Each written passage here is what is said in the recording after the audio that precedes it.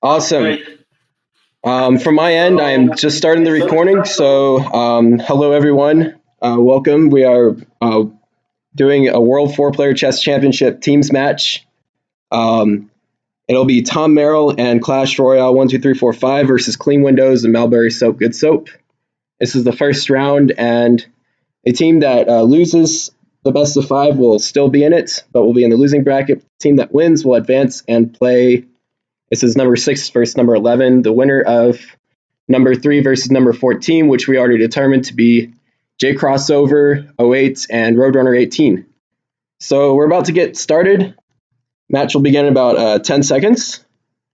9, 8, 7, 6, 5, 4, 3, 1. All right, let's start.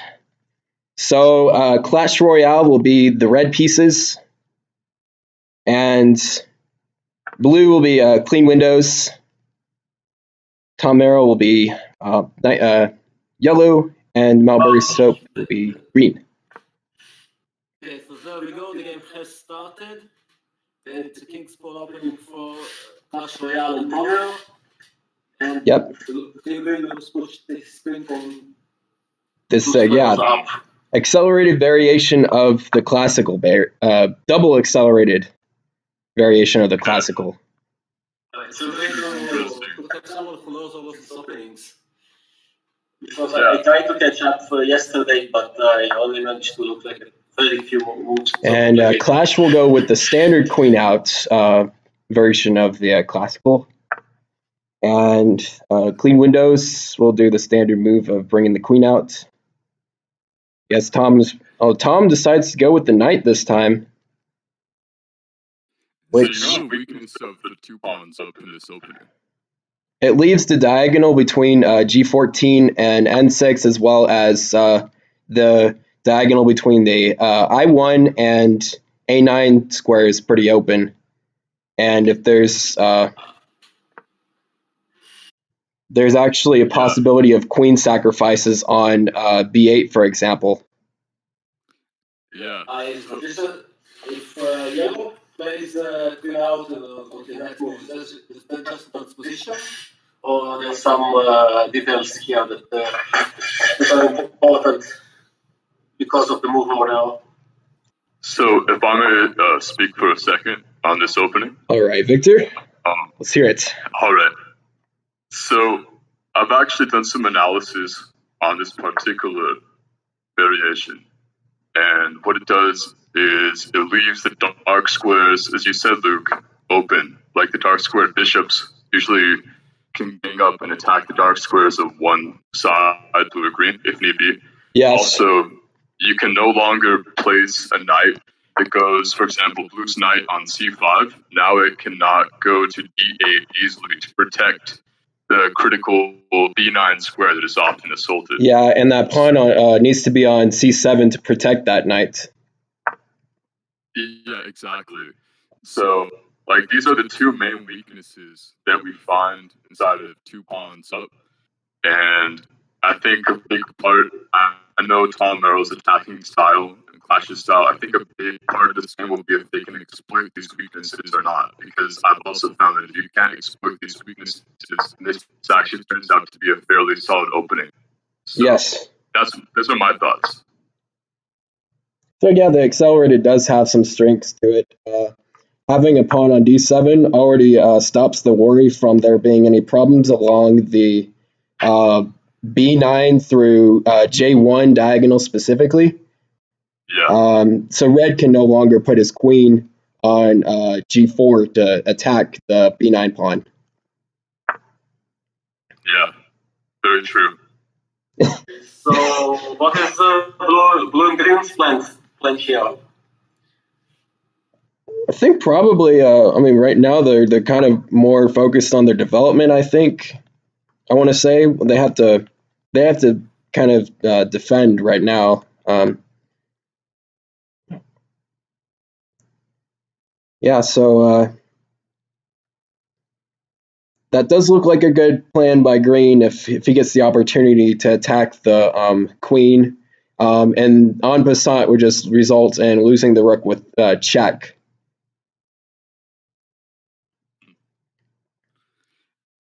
So I found this to be very stereotypical of Flash's games, where you have very positional, methodical play.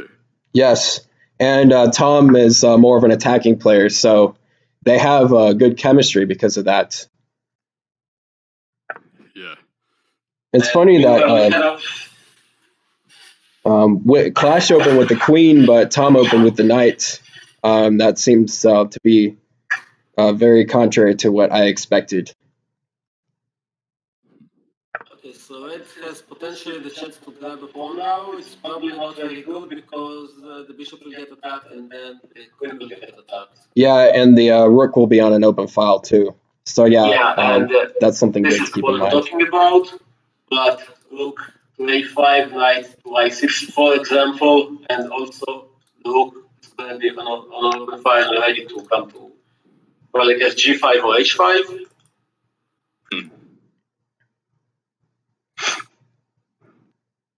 I think also whether or not the bishops can attack the vulnerable light squares of e5 and m10, but it looks like it's going to be really difficult to do given how developed blue and green are right now. Yeah, they seem to be doing well with their developments. I guess. So yellow can't even consider this because of the queen. Yeah. There's still a couple weaknesses, as we said, b5 and m10, but other than that, I guess yellow wants to go for the queen trade. Very on Tom Merrill-like, but kind of Clash-like because it's just they're gonna hit the rook in the night. So can blue do anything to stop this? Like e12? Who's that? The criminal voice, Victor, of course. Oh my goodness. They're all talking about your voice, man. That's hilarious.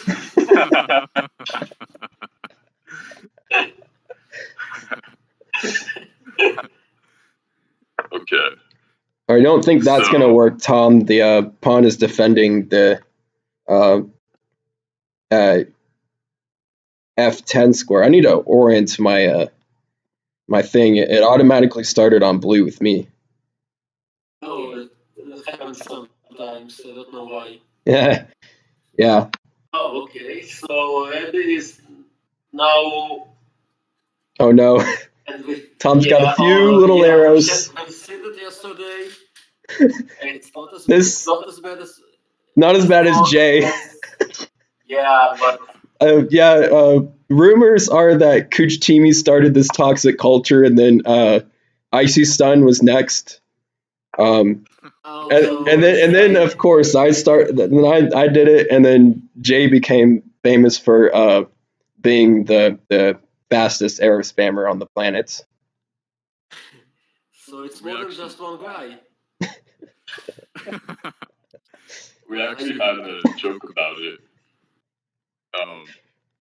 Before the match, Jay said he was going to arrow spam in the middle of the championship, and I thought he was joking. No, he wasn't. He got after that queen at the attempt to mate red on that second game. He made a horrible mistake of overlooking the counter attacks and blundered a queen. He realized it, and that's when he started arrow spamming everywhere. Okay, meanwhile we have stuff happening, and one bishop took on e13, another took on m10. Mm-hmm. They're attacking two pieces at once now, and yellow's trying to figure out if he has to give up a rook for this, or if he wants to put his rook on the open file and give up the light square bishop, which surrenders, well, the open file to green. Clash is giving the go-ahead for rook e14. Okay, so he decides to save the rook. I would have probably preferred to take the bishop, but no, yeah, blue sees a weakness on b8, defended by the knight, however, and it's going to be hard for yellow to take an attack on that.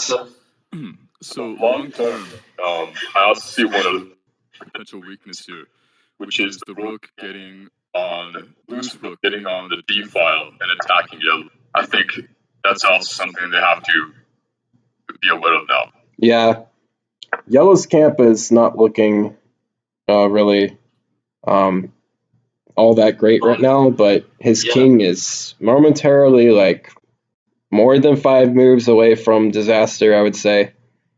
And yeah, you have to come up with some way. If you're red, you have to come up with some way to keep blue from getting into yellow's camp. I was actually thinking about, well, now it's no longer possible. I was thinking about using the this somehow while the rook was out, while the rook was on M10. But I guess there was no way because the queen just doesn't get there.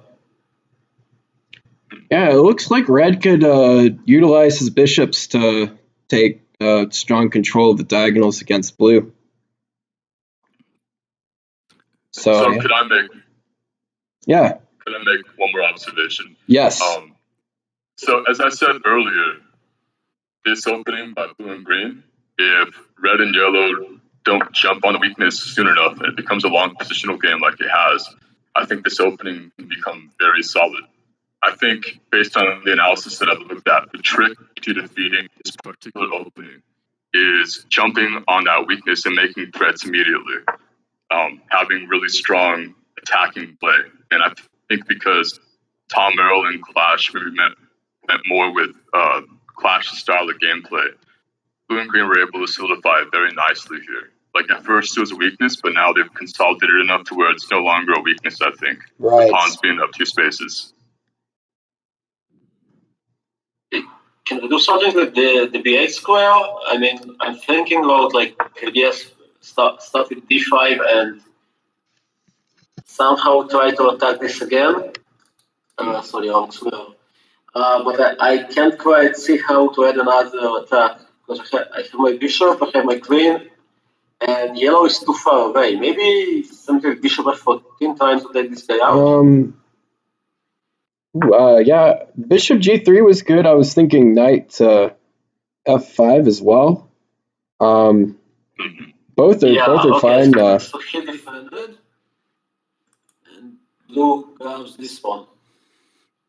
Yeah, I think that's probably a good pawn to grab, I should say, because yeah, he's getting in the yellow's camp. Yeah, the knight kind of has to go back, I guess. Yeah, he has to go back. Or he could go k12 to protect the I13 pawn once more and attack the m11 pawn. But can the pawn kick him out? Just go out and kick him out? Or is it too slow? Yeah, the problem is green is pointing out you're going to lose the rook on k14 if you're not careful. And that's 2 attacks on yellow's camp. Taking a piece and attacking the k14 rook is coming. Red has a solution here. You can move the queen to g10, and if the queen goes to j13 now, yellow could discover a capture on the blue queen. Yeah, with the knight. Yeah, but red's going for the attack against green instead. And after rook j13, you kind of have to curl up into defense and probably play a move like rook h14 or knight j12.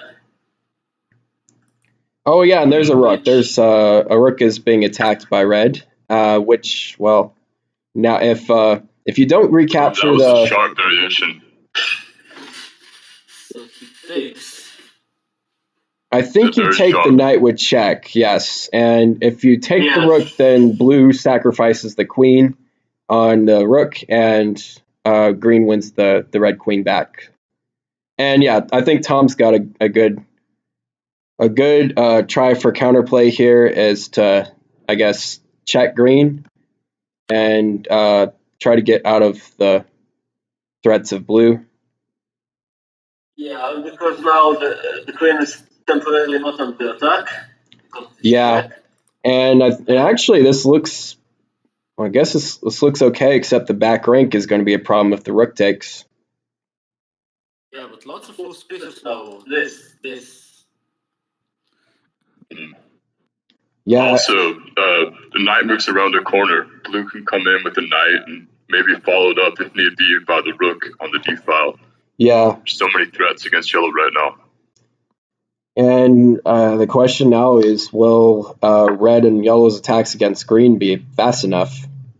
And with that knight move, it looks to be. I think you want to get rid of green's bishop, even though you leave a weakness on the back rank. Yeah, because green will be left with two pieces after the bishop takes rook, and you're temporarily up a rook. Green's bishop is kind of out of the game, even though the green bishop looks to be eyeing the f14 through n6 diagonal. And green sees that's his plan. He's going to try to get his bishop involved. His rook could go on the open file too on the n5 square. But I think you're still going for yellow if you're blue-green. The question is, who's going to be faster to attack, green or yellow? I'm wondering if red even wants to sack the queen on blue's knight here. And then red and yellow can work on green with the rook and the bishop. Well, because the bishop is covering the only square available for yellow, and I don't know. Just an idea. Yeah. Maybe sack the bishop, it looks like. Sack the bishop and open up green, that looks pretty... Looks like an option. Maybe a more solid plan. Although blue can at any moment sack the knight or trade or something. Yeah, this actually could be a problem for yellow now. All the squares are covered. Yeah, because green just pushes a pawn, and then that's basically it. Yeah. Yeah, It's red is maybe a taking big a long problem. time. He has less than half a minute now, so he has to make a decision soon. Yeah, I saw this move bishop to n8. The problem is that this is a very temporary thing. You just give up the bishops, so yellow doesn't get mated in one. But okay. Yeah. When you talked about giving up the queen earlier, you meant that one, right? This kind of idea. And after the queen takes bishop. Also taking the knight. Oh, but then the bishop could just get in the way, and now the attack is kind of negated now. However, yellow loses a rook here, and he's gonna lose a bishop too. Okay, wow. So he's going for it. Bishop takes bishop is good, and bishop takes bishop and followed by check. Yeah, and then you have to block. We block with the bishop actually. So if bishop takes bishop, queen takes bishop, bishop f14 check, bishop g13, and you're probably they were going for this is bishop check, bishop g13 block. I think could be wrong here. Bishop g13 block. That bishop's gone anyways. Oh wait, the king comes out of the way and discovers an attack on the f13. There you go. Oh, that's nice. Or you got to take f14. You can't. No, you have to take it. Take f14, defend yellow's bishop, and no, I don't like that move. Blue bishop takes. Man, I don't like that move. Yeah, that's a bad move. We're seeing some side note stuff because. But wait, the knight can move. Yeah, I can't believe Clash didn't see that. I think you had to take the blue bishop. Yeah, you take. You could also add a discover attack on blue's queen with the yellow bishop after you take the bishop. Although green is still under significant attack here, let's not discredit the attack on green. This is still a strong attack. The question is, can they find the mate? And I think with blue's queen available to check yellow, it's going to be really hard. That gives green room for 2 squares, I think. Oh yeah, after queen k14 check, king j11, and that's how you defend your knight.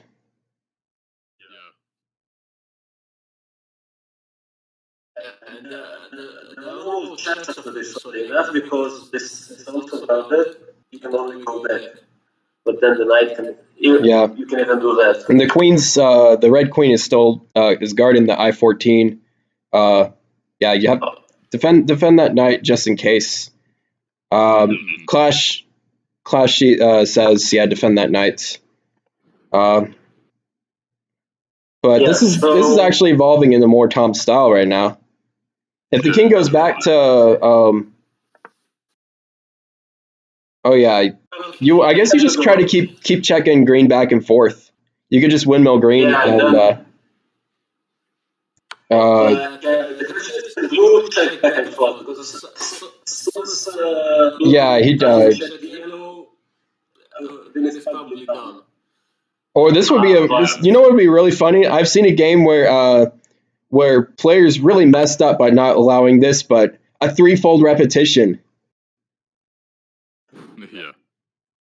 I have actually seen a game where, in this type of situation where 2 kings are under attack, the only way to stop mate for both sides was to do a 3-fold.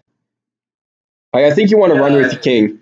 Run with your king towards green king, and then yet no, I don't like that knight back. Oh, I don't like this. Yeah, I don't like that. I think you run with your king. He's thinking, well, he's got to defend or something, you know. He needs that knight in the he needs that knight in the play, and the king could have gone. The knight was keeping the king pinned to the last 2 columns. Yes, absolutely. The M&N files. He might do. No. Yeah, now. Oh, this is bad. Now. Yeah, the question is should No, I don't love this move because it takes a bit of one of the king's squares he cannot run to the open. I guess the idea is something like, oh, okay, so the knight's still pinned, so you have to move. You have to go back to what you should have done, which is move the king towards the green camp. So yeah, in order to get the. This is dead now. And they're going for a slightly slower variation now, trying to. I mean, is the king safe? I guess the green king is temporarily safe. If he gets his rook out and his king's not under attack, then yeah. Now the move here, I think, is to unpin.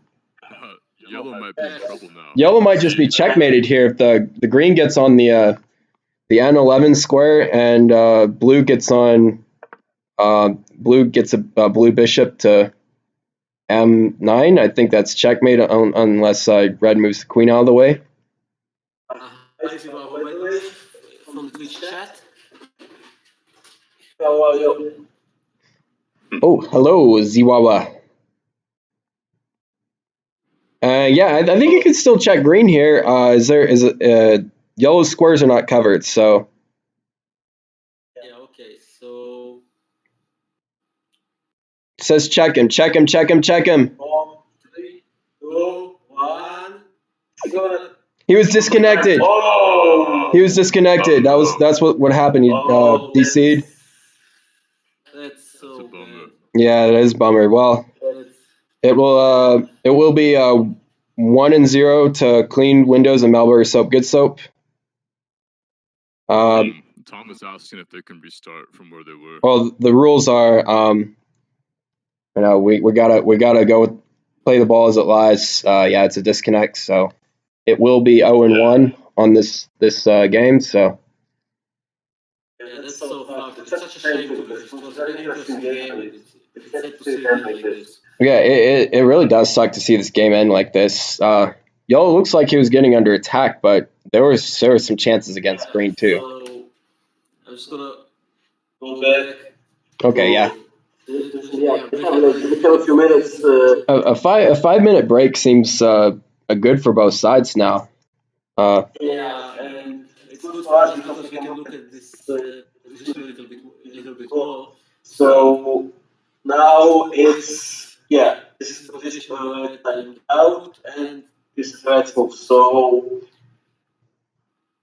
one was, I think, like the most natural move is taking now. It will allow the king to come out, but not too far because of this rook. And then you have some other checks. Sorry, that was not supposed to happen. So I would have at least considered this in red's place. Wow, 30 observers. This is great. We have a scroll bar here.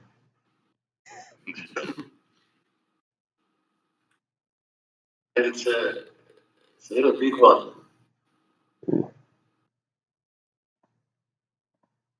Oh yeah, blue insists that the mate is coming. They have a mate. And if they can find a mate and red doesn't interfere, then yeah. Red has to be able to defend before blue moves. So and red's focus was on green. So I guess mate may have been coming. So blue wanted to play bishop f7. And Tom's argument is red was blue was basically out of pieces, but his rook was still there. His rook was coming into action.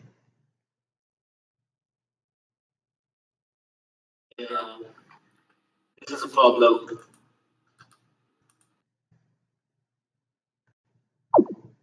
The only way to stop this is probably second knight. Bishop f7. Bishop f7 cuts off all the escape squares, I think. Yeah, and the king is just trapped, and you don't play bishop to m9 first, you just play bishop f7, and yeah, you got all the squares covered, basically. Yeah, this is pretty much this is another move I can see that stops mate move on, but... Yeah, N6, or sorry, L6 check looked like a temporary fix, but I think blue was getting to yellow faster than red yellow were getting to green. Yeah, I think though the one key move that should have been played was queen takes f14, as I said, and the chat was saying it too.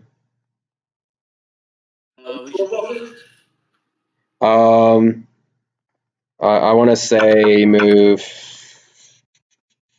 Oh yeah, here it is. Move 21 when red went for queen n11 check instead. Yeah, you just gotta take the bishop one up.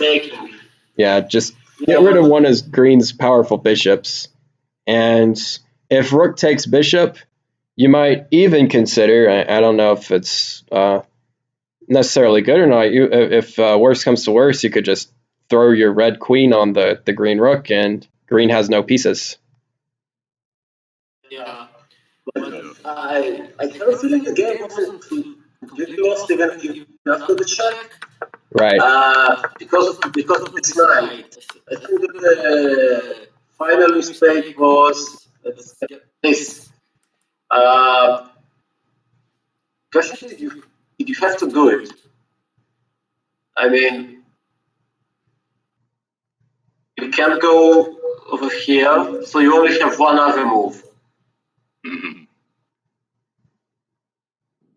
And then, well, I guess king here. This is a problem, obviously.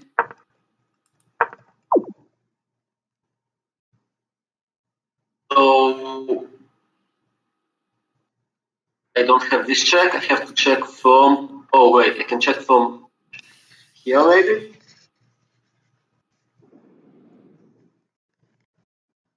And what about? He's there, yeah. Yeah. Okay. So M9.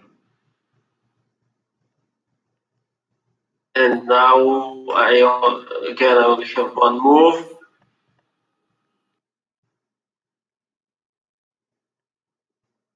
The yellow knight. Yeah, but it's blue stone right now. I'm looking for something It's so strange, but they don't have any decent checks. Maybe the knight could move in for check. You mean the yellow knight? I'm in for red. Yeah, maybe, but yeah, but right now I'm trying to figure out a move for blue because strange as it looks, I can't continue attacking yellow, and if I don't attack yellow, then this knight gets free move, and Yeah. we might not get blue might just not get another chance to attack, but maybe queen to k14, then going down to check on k11. Yeah. Okay, so you wanted to bring the knight over.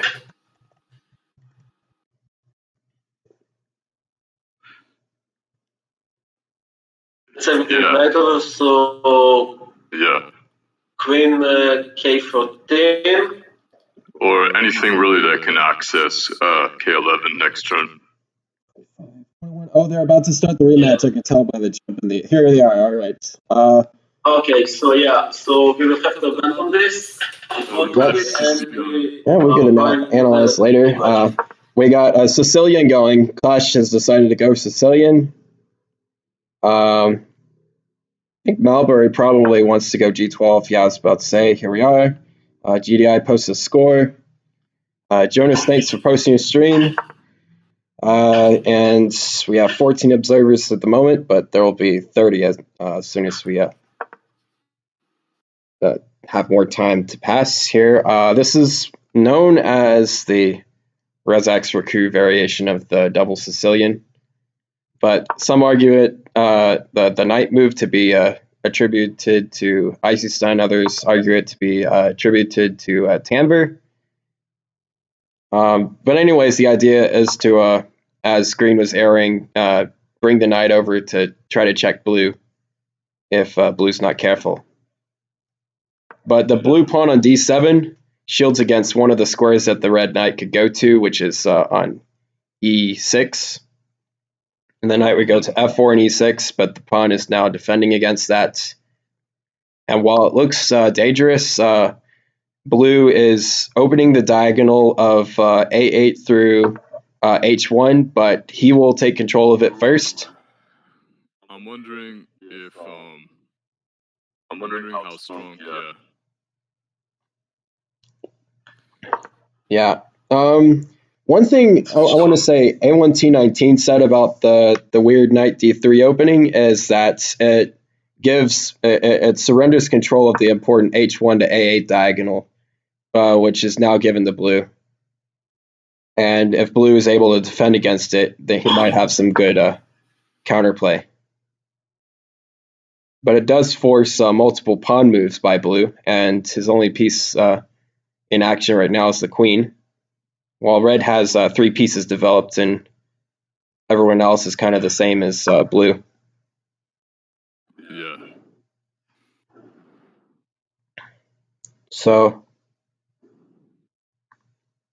So blue also developed the knight into kind of sideways. Yeah, he did it. He did what I call the drunk knight variation of development. If you're a Yuko fan, you'll know that I was behind calling it a drunk knight, which is kind of funny. Yeah, you got to defend against G2 H3 now. So. Yeah, no, I can't understand why the knight goes to c4 and not to c6 because you don't want to block your own queen. Oh, well, you had to defend against any sort of knight takes b4 ideas, or even knight c5, which takes advantage of a pin and forks the rook and the queen. Yes. Knight to c5 was a big idea because red could then take the rook and then threaten check on blue on b6. That's the main idea of knight d3. In some games, I like to mess with that a bit and just take on c5 anyways, attack the red queen. If green has a counterattack, then green can actually, red will be the one who's under attack. Yeah. But yeah, in this game, it looks to me that all of those sort of threats are neutralized at the moment. And It's strange. Somehow blue and green got this look like an initiative out of the opening. yeah, It's not blue. see too often. It looks as though blue's almost toying with red and yellow on. Oh look, my king could get attacked. Oh wait, there's a little bit more complications than just my king looking exposed here. So That makes sense. Here. Yeah. On this opening. I've said it before. So when it comes to Tanda's night attack, or Iceland's night attack, Or Rezhek's night attack, or whatever you want to call it. Yeah, when it comes to this, I think that this opening really only works well if Green's queen is boxed in, which you will find inside of the bishop up variation of the Iceland Fugitive defense. Yeah. But as you can see here, Green's queen is not boxed in. This is one reason why I think the night attack is a little bit too slow in this variation, because Green can too easily create counter threats against Red with check, etc. So I don't necessarily think the knight works here. Yeah, we're saying that, but the red knight is going to d5 anyways. I don't really see a follow-up because the knight on c4 is actually now defending b6, and now blue is once again taking control of the a8 through h1 diagonal. And green is looking for a counterattack. Like I said, the green knight can easily go in for the check. Queen is out, white squared.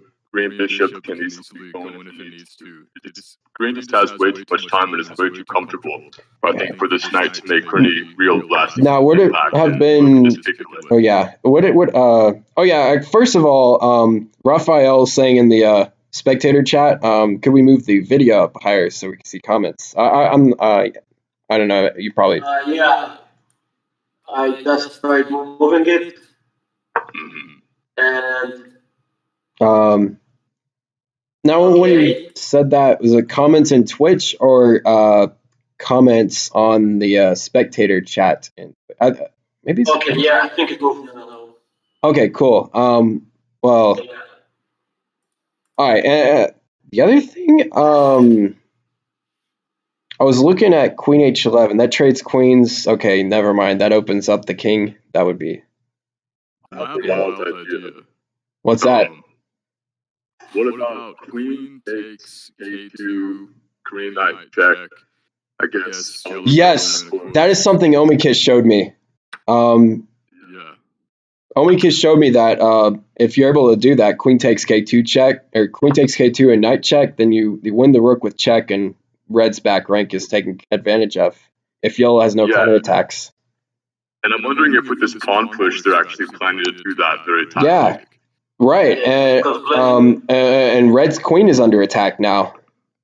This is a problem. Yeah. Yellow's queen is actually sidelined from where it's supposed to be, even though it's attacking blue.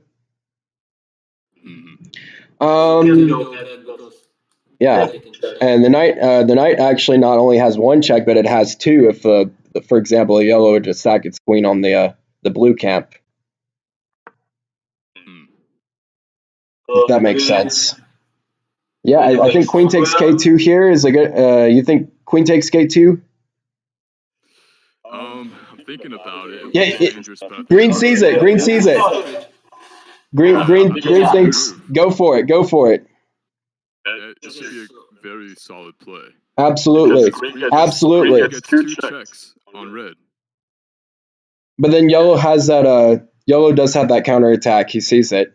Yellow has to sack the queen on the bishop, I think, or something. Goes for rook to oh wow.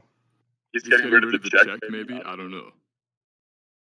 It might be too slow now because now red can push the pawn. But red could at least sidestep the threats here. Yeah. I think King to G1 maybe. King G1. Wait, can you take the rook? Because Queen goes back to G11 or trade queens. I think I think Green has to just get rid of the queen, because then blue will utilize his queen. Okay. So the red queen can impose Yeah, but there's a check. Yeah. Yeah. I didn't think you wanted to take that immediately. Well, maybe you do. Because now queen takes k2, that could be played, or I don't know if it can still be played. I think it still can. Yeah, you're right. Probably can. Queen takes k2, queen takes a6 check. It's a little bit slower now. That's the main thing. Oh yeah, I did not like that move by Clash. Yeah. But He didn't go with Tom's suggestion. I think that might cost them the game or something. Yeah, Or at least. I don't like yellow's position because but there is that big threat on f2 and h3. And yellow cannot get in between for that one. Oh, did they have mate? They didn't have queen takes a6 check and red follows that up. Oh no, then there's knight sacrifice. Never mind. Yeah. If it wasn't for the knight, they'd have it. Yeah. I think you push. Okay, yeah, you do have to defend on that one. Yeah, I think the attack on red is kind of decided. No. Yeah. So. En passant coming. Has to be.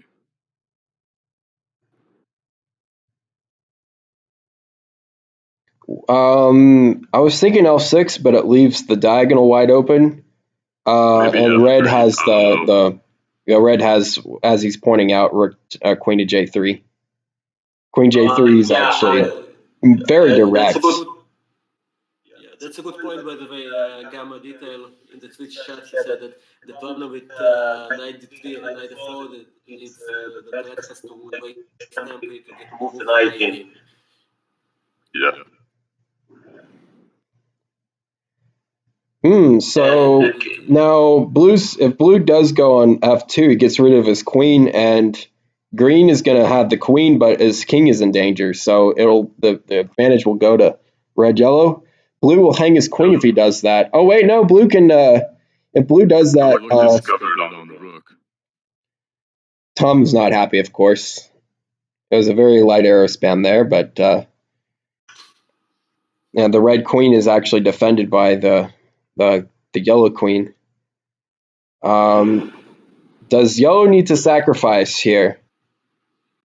Yellow sacked the queen on m7, check, and then green's exposed and has the queen.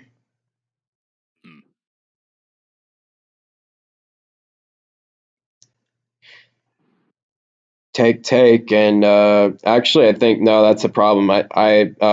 You wouldn't want to sack the queen, otherwise you lose the red queen too.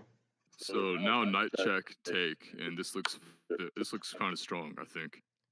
Yeah, somewhat strong. But no, yellow's got a good counterattack here. The queen blocks and attacks the queen. Yeah, he does. After knight check, then green could defend with the.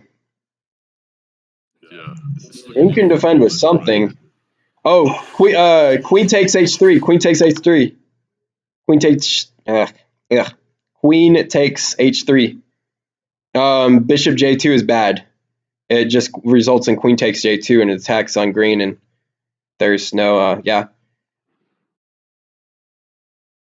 No, don't go queen. No, that's terrible. You don't want to do that.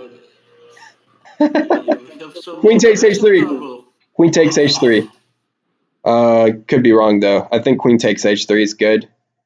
After the queen blocks, you get no, terrible move. But this might. Is this not enough? What? Oh wait, he didn't take the. Oh no, he's in check. I'm completely. I'm blind. Okay. Ignore my comments. Stop judging me, everyone. I completely forgot that the red queen could not block with the green bishop there. All right. All right. Yeah. Trusting you for a second there. Yeah, I was just I forgot about that. All right. Yeah, but there is a threat of queen takes m7 check, and the red before that the red going to k7. This looks to be a bit confusing, but I think it's I think red and yellow are about to get green. Yellow might not try right now. Because my Albrecht has. Yeah, that's a good move right there. This is winning for red. I think it's red yellow win here. However, I think it's a very sharp game played by blue green. Yeah, they had a win. You know, Okay, so We feel like they had a win. you want to go block? What happens if Wait a I do something second. like Oh yeah, you don't want to move the bishop now. Clash has moved the king over. Queen takes check. Isn't that not also Yeah, it's just mating. Yeah, you. Red queen blocks the green queen. Yes, red queen blocks the green queen. It's almost impossible to get out of here. can you play M6? Or is it still mate? No, it's still mate. Queen takes M7. Rook. Queen K7. Queen takes M7. GG. Oh, yeah. Or that, or double checkmate. Just simply double checkmate. Yeah. Yep. Tom's mad now.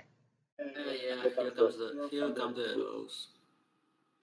Yep. That's just GG. 2-0. Yep. Mulberry soap. Good soap and clean windows. Kayak says, Luke, you were right. I'm not sure what he's talking about.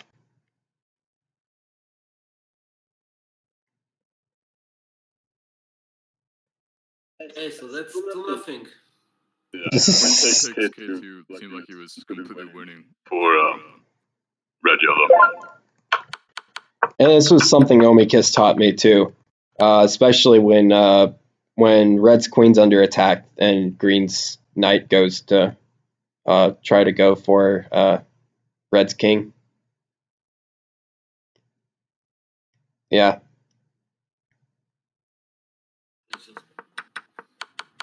Yeah, that was just good game, well played. Clean windows, Mulberry soap, good soap, aka Team Car Wash. It's hard to believe how short this game actually was. Yeah, it was 14 moves. Yeah. It seemed like an adventure for both teams. Man, watching this game, I know I would have taken on K2 if Tom sent me that message. I wouldn't have thought much about it. I'd have been like, let's go. Yes.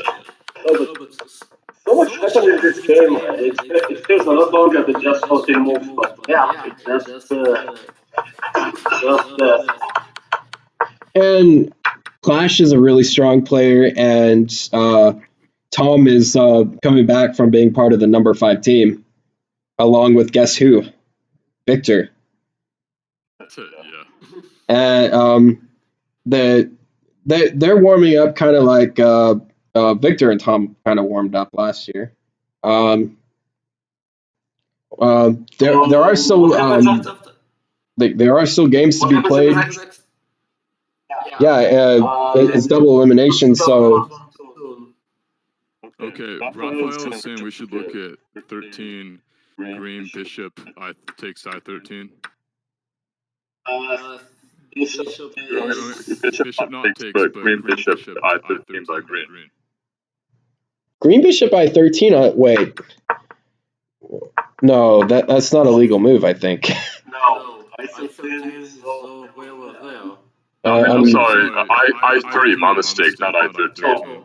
Maybe, yeah, I think he means I3. Yeah, has to mean that. Green bishop? How do you put a bishop on I3? Move 13 by green. Oh wait, isn't thank you for the host chat. Oh my goodness! Isn't that no? The bishop walks. Yeah, the bishop defends the knight. Yeah, that's a good point. The bishop defends the knight. Queen just takes bishop, or maybe it's some sort of queen block, I guess. And then the queen block if they takes knight. Well, the queen takes a knight, but the queen defends that, and when the green queen is forced to block red queen, he actually is deflected from the defense of M7, which is about to be taken on the mate. Right. Green gets mated first. I agree with you. I3 doesn't work, I don't think. Yeah, I don't think bishop I3 works there. Bishop I3, king H2.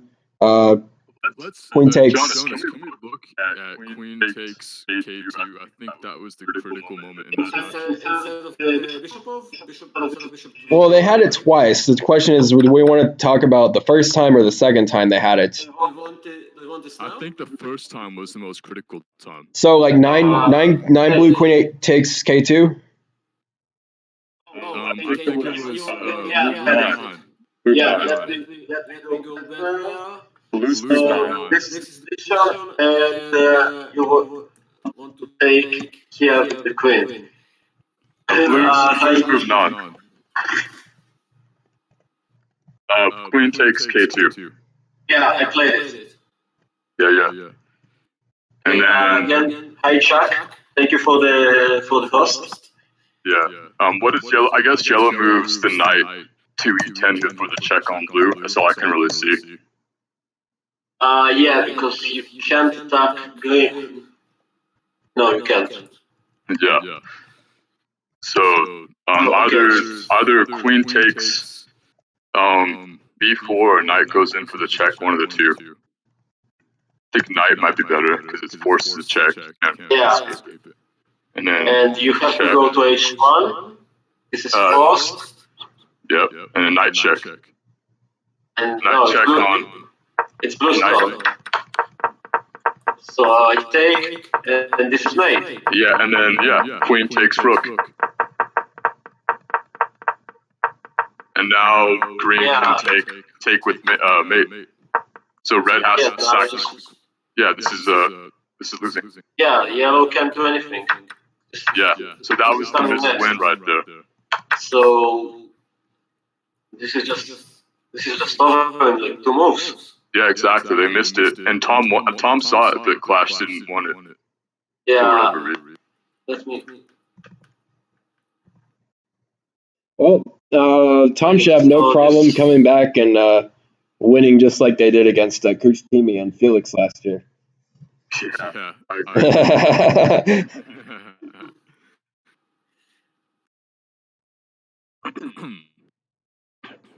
3 more. Wow.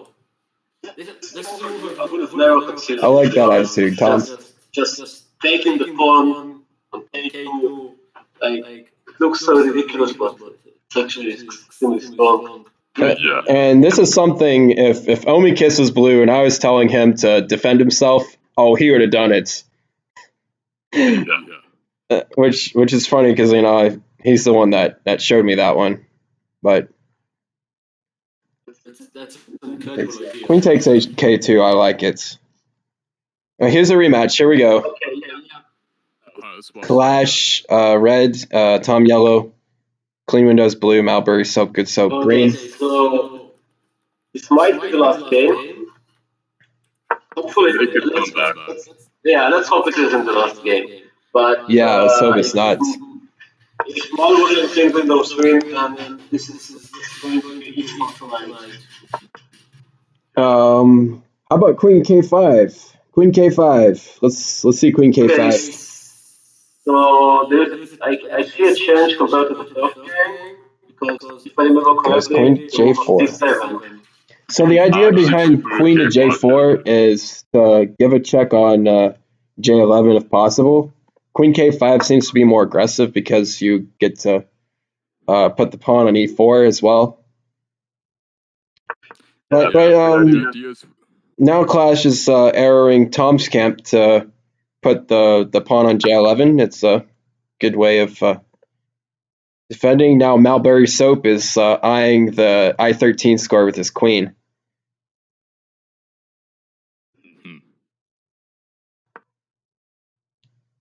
E4 played. And so I have a question. Why, since yesterday and since today, why does it play E4 rather than E3, just to block off the... Yeah, block off the diagonal, yeah.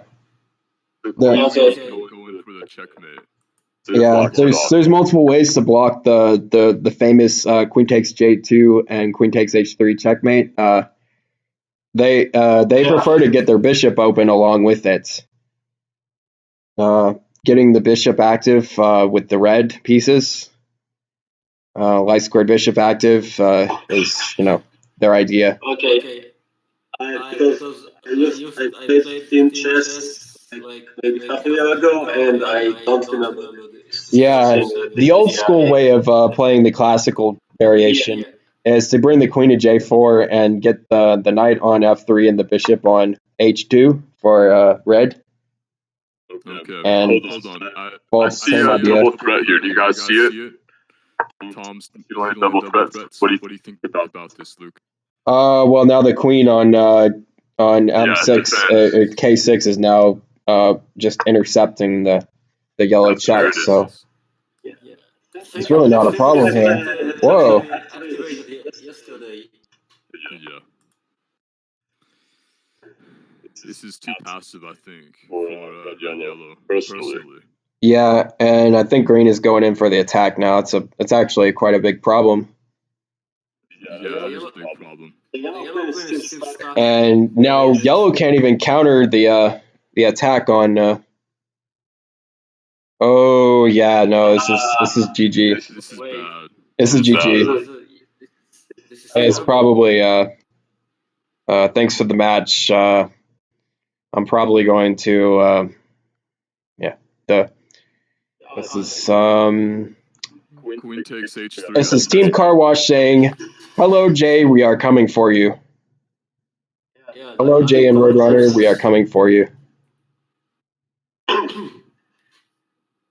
It just falls. So okay, so right. This is just mate. This is just mate. Queen takes I2 check, and then queen takes queen I1 check, and take advantage of the pin on the bishop with queen I3 as blue. Okay. So I have to do. So yellow now has to sacrifice his bishop on M10. Just lose the bishop, and that's the only way. Check blue results in, well, you could check blue, I guess. Bishop takes knight. But it seems to only delay everything. Yeah. But I mean, I just want to play bishop. I understand that it might be my only hope, but I don't want to lose it. It's weird that Clashes seems to be erroring yellow to his teammate Tom to make the more passive moves on his side, and Clash seems to be bringing the queen out. And now look at yellow's pieces; they're all in the back rank. Okay, so Yellow queen has to get out. Now. And we have a disconnection. No, okay, he's back. Yeah. Okay, so if yellow does nothing, then we have this check, bishop takes, and oh yeah, no, that's a complete sacrifice that could be played. Absolutely, this is GG right here. No, even queen G13 does not work here. Because queen I1 check, bishop takes I1, queen takes I1, GG. Yeah, like yellow had to get something on this diagonal, which obviously wasn't possible. Yeah, that's it. Oh wow. 3-0. Clean windows and Mulberry soap, good soap. Yeah, and very surprising finish. I didn't expect it to end so soon after the first two games. Yeah. So, very close. But yeah, that's it. And we have Bishop got stuck somehow. Roadrunner is saying, GG, see you next round, Jay. Yeah. Wow. So, good games. Yeah, good games for sure. Yeah. Thanks all who are on Jonas's stream. Thanks all who are watching my YouTube channel. Yeah. And Victor, thanks for joining in and getting the three of us. Sure thing, Jonas. When is the next game? The next match should be tomorrow at 17 UTC with the two legends, Grandmaster Valger, aka Grandmaster Dmitry Kononenko, aka Valger, and Lars Johan Waltkorb, I butchered his last name. He is Icy Stun. And they are going to be taking on the Wolf of Wall Street and An Memedov for their challengers. Yeah, unfortunately, I will have to miss that one. But hopefully, I will be able to stream the third game. Yeah, I won't be around to do commentary or anything on the Monday match, but it's if An Memedov and Wolf of Wall Street get a win against them, then that is something they should celebrate. It is difficult to win against these two players. Is there a game on Tuesday as well? We don't know yet. Okay. There's one on Monday, and my match is not confirmed, but could be taking place on Thursday at 23 GM UTC. Oh, so that's like that's gonna be a bit late. Yeah. Yeah, because I'm like it's 9:30. Yeah. Right now. So it's 2 a.m. Yeah. My neighbors might not appreciate me streaming.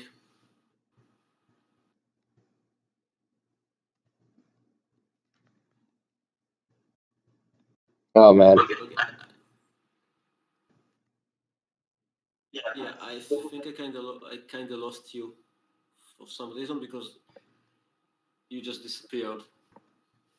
Oh, Good. You're back. Oh, yeah. Victor's still here too on the Discord. I'm just typing with Tom right now. Yeah. Letting him know about the missed win. Yeah. Hey guys. Who? Oh, wait a second. Here's Tom. Here is the man, the myth, the legend. Tom Merrill. Hi guys. What is going on, man? This is just the first rounds. Last year, like many people last year, going down 3-0. Had a lot of great games though. How does it feel? Yeah, I mean, the first game was just kind of. I think that we should have kept playing from where we were. I thought that we had a pretty good chance at winning that first game, but Luke ruled it as a win for them. Yeah. Which is fair enough, I guess, because we did get disconnect. But yeah, unfortunately, disconnect policy. But yeah, it was definitely a great game to watch, and the attack on green was pretty strong.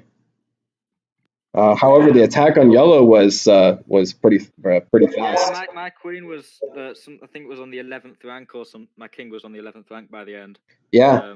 Something ridiculous. Yeah, I do have a question about that game because about the moment you moved your knight back to block the check, I think it was on J12. It looked to me that the knight was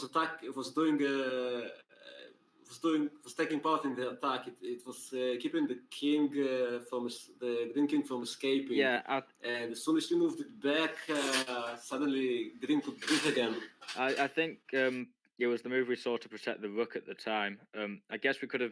I don't know if you can see my screen right now, or if you can see my arrows, but I think we need to. We might be able to. Let me. Oh, are you on the which game are you on? I'm on the third game. Shall we go to the first game? Yes. Sure. Yeah, I'm on the first game. Dark Mind is still there. Isidore. Okay, but Jonas is here. Let's have a look. Yeah, I moved to the first game, but I'm not sure if we'll be able to see Tom's arrows. Oh no, yeah, we can obviously. Okay, well, excellent. Right, so where are we? Give me a move to go to. What was a critical move here? That was a queen trade. I'm just going to skip through the game pretty quickly. So this is move 23. Move 23. Yeah. Okay. Okay, what's happened? So we've Oh, checked yeah. there and I moved back here. is it? We were thinking king to K11 marching towards the green king. I think I suggested K11, didn't I? It was either Yeah, we wanted to keep the knight out there to block off the L. Right, yeah, it looks like a very important square, and we looked at it, but we only had like a couple of minutes, and we got to king K11, and suddenly if blue plays bishop to J10, you can play king to L10, and suddenly blue does not have any checks, or at least any checks that don't lose material. Yeah, and after green king goes to the M file, red queen can actually go to M9 because blue can't sack his queen on the knights. Yeah. I mean, I think at that point it was either move your king or move your knight, and Clash seemed pretty adamant that I should move my knight. Yeah, it was a little bit. And he would have had his reasons, and he's a very good player, so I just I trusted him on that one, I guess. Yeah. Although I think we've really not done that much practice before our games. I think we've only played together for one day before we started this tournament. Probably. And I know that last year when I was with you, Victor, we did an awful lot of practice before our games came about. Yeah, we did. Even though that first round was kind of a mess that last year, y'all came back and y'all did a lot of damage and got it was against Clash, yeah. Y'all did a lot of damage and managed to come back and get 5th overall. Exactly. Hopefully we can do that this year again. By the way, I have a question when you play. I guess when you play the World Championship, did you talk to your partner on Skype or did you just use the arrows? These games, it was just the arrows. Clash doesn't actually have anything like Skype or Discord or anything like that. Again, I think that was a massive advantage last year, where we could communicate talking as well. Yeah. It definitely makes it a lot easier to communicate what your ideas are. I think last year a few games were saved by me or Victor literally shouting, "No, don't play that." You don't have time. You don't have time for other people. You don't have time when you're drawing the arrows. The quickest I can say "don't do something" is by arrow spamming. So, like, it is much quicker just to be able to talk. Like, just this type of arrow spam here.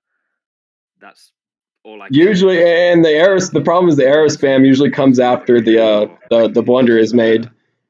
Something I noticed. I first noticed Icy Stun do it, but I mean, if you go to the end, the last move, it's red to move, and Clash loses on time, doesn't it? Yeah, okay. And I think what you're considering was pawn takes L6 check. I'm just gonna leave and go back into it again.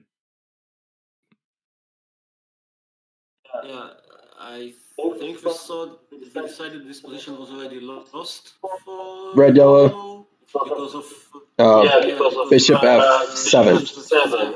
Cutting off all the king squares. The blue takes control of pretty much every square except for 2. I can hear you again. Right. Yeah. Blue takes control of every square except for 2 of them, and the queen is about to come into K14 or K12. Sorry.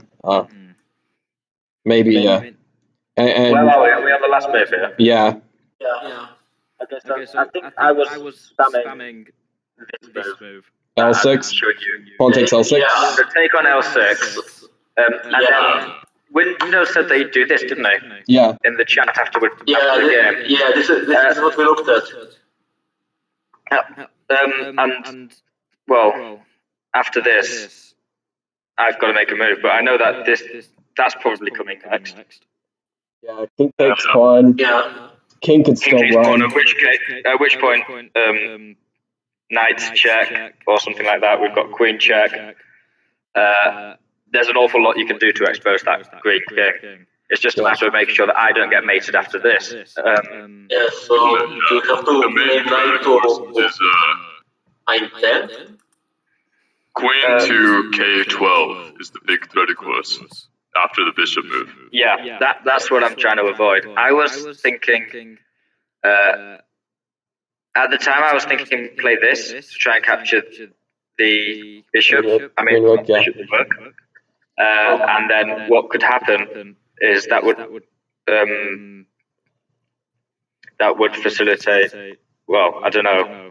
Actually, thinking about it now, that doesn't quite work, does it? You don't have the time, do you? Because Well, Red Queen would have to actually block on like J11 or something ridiculous like that and give up the queen. Bishop takes J11 and then knight takes the rook. But that would J11. probably still put, that. I think you have to give up the queen to stop the mate. yeah. You can still try knight to L12 before that, maybe. And then queen to J11. That's an idea there. That's kind of dodgy, but But I feel like if you want to get rid of green's last piece because you have nothing else to do, red would have to give up the queen. yeah. I could be wrong, but yeah. Maybe this was a good idea so that I could Oh yeah, you just take sack the queen and then blue would take back. sack the queen. Blue takes back. And then I've got 2 free squares. Green has nothing, and we've still got this check. I have a question, gentlemen. Would you guys be open to me and the player to join the stream if they wanted to? Huh? Yeah. Sure. Not soap. Not soap. Soap will just Kind kind of of rip into Oh, me. no. I'm fine with Windows though. Soap would be the person I'd invite. He's the one that's all talking and stuff. I mean, so he may be kind of trolly sometimes, but I think that we can give a benefit of the doubt because I have seen the side of them too. But you got to go open to Tom, but it's up to you. I mean, you can invite Soap. We played each other, like, he was trash talking me a couple of weeks back, and he said, oh, play me, show that you're better than me. So I did have him 3-1, which wasn't quite, he really wasn't pleased about that. So we'll see if he's still talking about it. Okay. I have a comment from the chat that's saying not king takes L6. So if the king doesn't take L6, we've got... what else do you want to do? Do you want to go here? I can't see what... Oh, well, we're talking about king takes L6 or pawn takes L6? No, it says not king takes L6. Really comfortable chair. What did you have in mind instead? me? King N8 or king N6 or...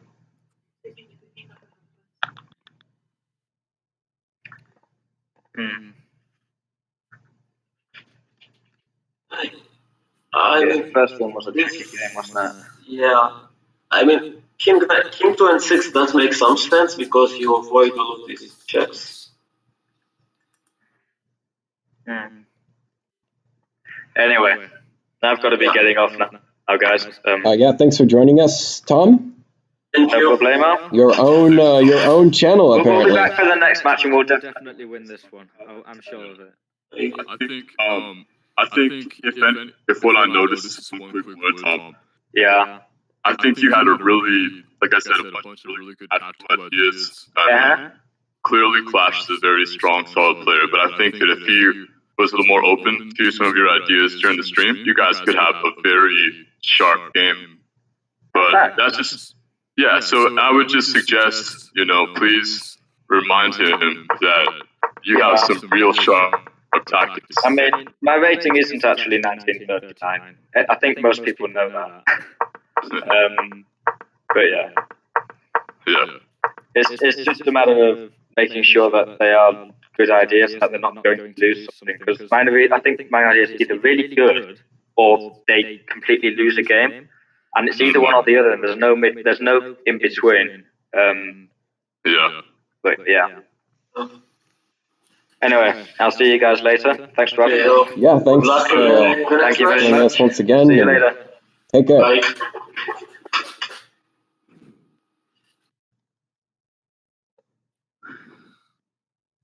Okay, so Clean and Soap want to join the stream. Let's give them the link. Hold on a second. The interview with the 3-0 team. Yeah, so you guys... Are we getting both of them or just one? Both, maybe. I don't know. We'll see. Do you guys have the link still? Or I'm trying to find it. I think I wrote it. I know. Wait. Yeah, got it. Okay, if you could paste it in the game, or paste it on the stream, and I could paste it to them. Okay, I pasted it on the stream. Okay, 1 second.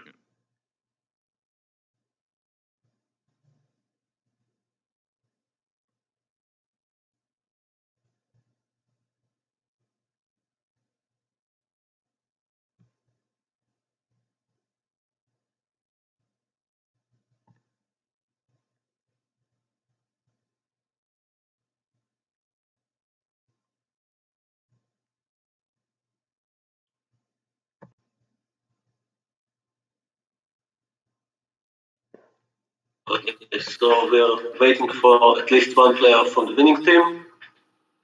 Meanwhile, the Mulberry Soap and Clean Windows swept the game today, 3-0.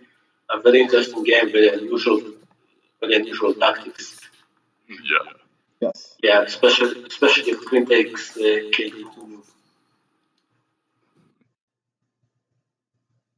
Something else. Yeah. So I sent out the link to see if one of them joins or not.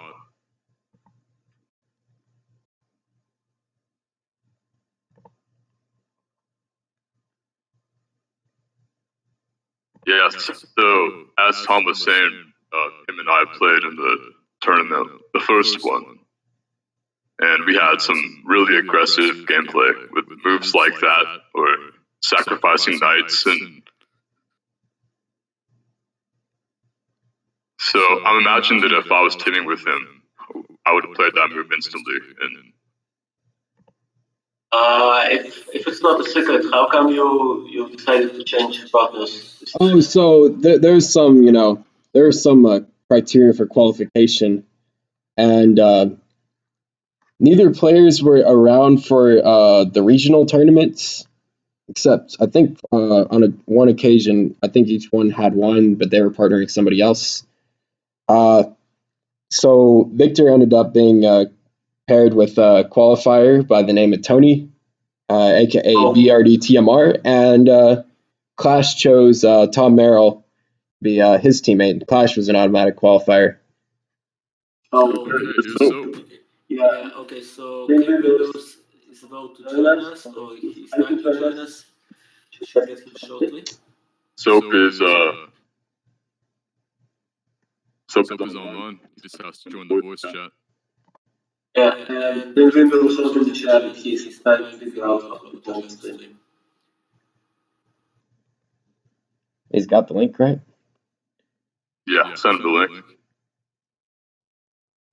Where is Malberry on this list? Soap. Oh, there's he just calling himself Soap. Wait. Yeah, that's him. Has to be.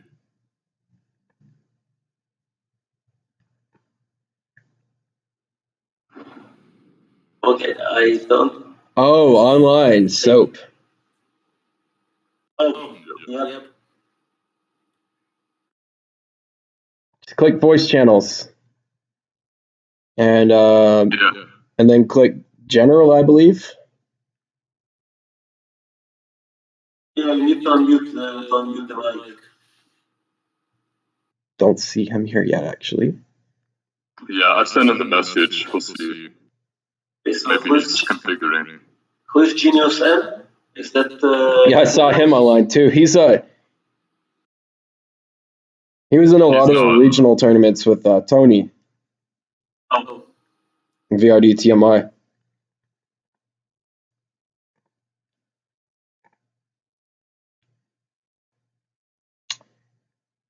Right. I see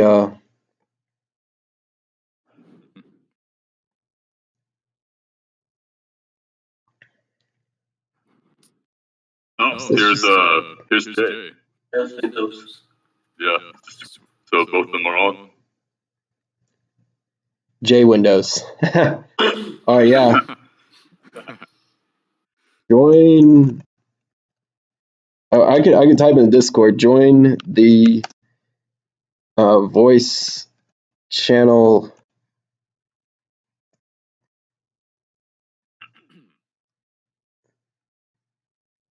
general.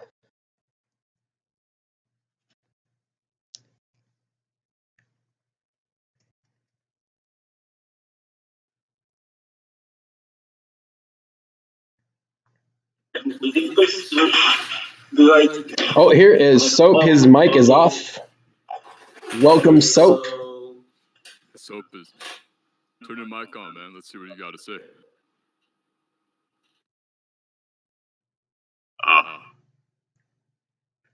Mic. Do you have a microphone connected? Because it says it's there's no mic right now. I can't hear anything, man. I know that when I joined, my mic was muted. Yeah. Maybe same thing here. Yeah, next to your username, maybe you can unmute yourself. Maybe that's what's going on. Yeah, you need to right-click it, maybe. Think. I can't remember what I did. Just At the very bottom. I think at the very bottom, next to your username, you see your microphone. There we go. Can you hear me? Yes. Welcome, Soap. Welcome to the How's it going? Other than the fact that you have been 3-0 in this match. Congratulations. Thank you very much. I think some kind of an echo. Do you have headphones? How's it going?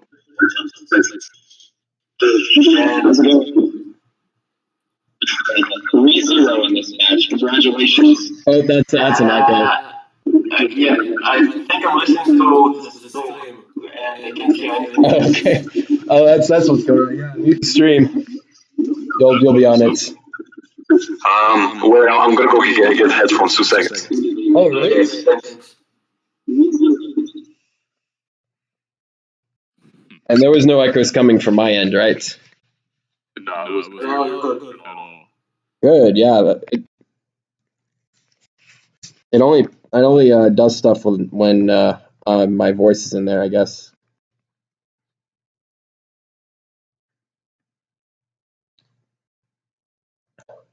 And the next question is, will Windows join us? Yeah, he's trying to. Let me scroll down a bit, actually. Oh, no, no, it's just Soap other than the three of us. Yeah, no, he wrote in the chat that he was trying to join us, but that was like 5 minutes ago. And I don't know what's happening with him. Voice channels.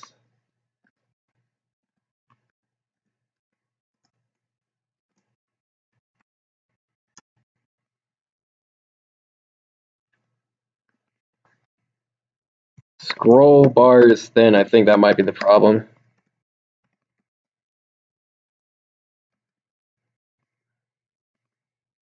I don't know. I'm just trying to see if we have a solution for friend Jay. Can you hear me? Yes, we can now hear you.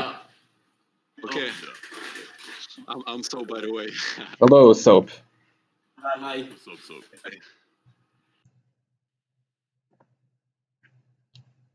So, how was your games, man? How did you feel while playing them? It was good. It was fun. Oh shit! Wait 2 seconds. Which at what point was there any point where you felt like maybe Tom and Clash had a win in any of the games? Yeah, in the second game, felt like the night move that I did. Wait, I'm gonna go back to the game. Okay, let's. Which game was it? Definitely better, yeah. But then they for sure messed up. Yeah. Sorry, which game are we talking about? Alright, so can you guys hear me? Yeah. Hey, Jay. Oh, hello, Jay. We got both of you in there now. Good. Are we good, man? So, what up, man? So actually, I have a proposition I want to hear what you guys think. Stream has heard us chatting for quite a bit. Maybe we could just get some thoughts from the two competitors. They could just talk about what they thought about the games. We could just quiet down for a bit. Yeah, we'll just follow you to your games too. Just click on your username and observing, etc. I guess y'all are both in game 2 right now. Oh no, game 3. Game 3. I see. Jay's in game 3. Malbury's actually in game. Oh no. Yeah, So I'm red. we need to Aries. decide who's following. Right. I guess the one who's got the spotlight, perhaps, who's got the floor.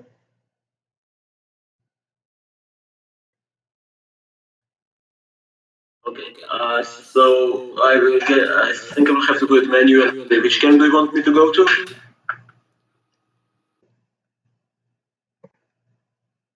Which ones have we already looked at so far? Sorry, I think I'm losing you for some reason. Which game do you want me to go to? We briefly looked at game 2, but Okay, so let's go to game 2, I guess.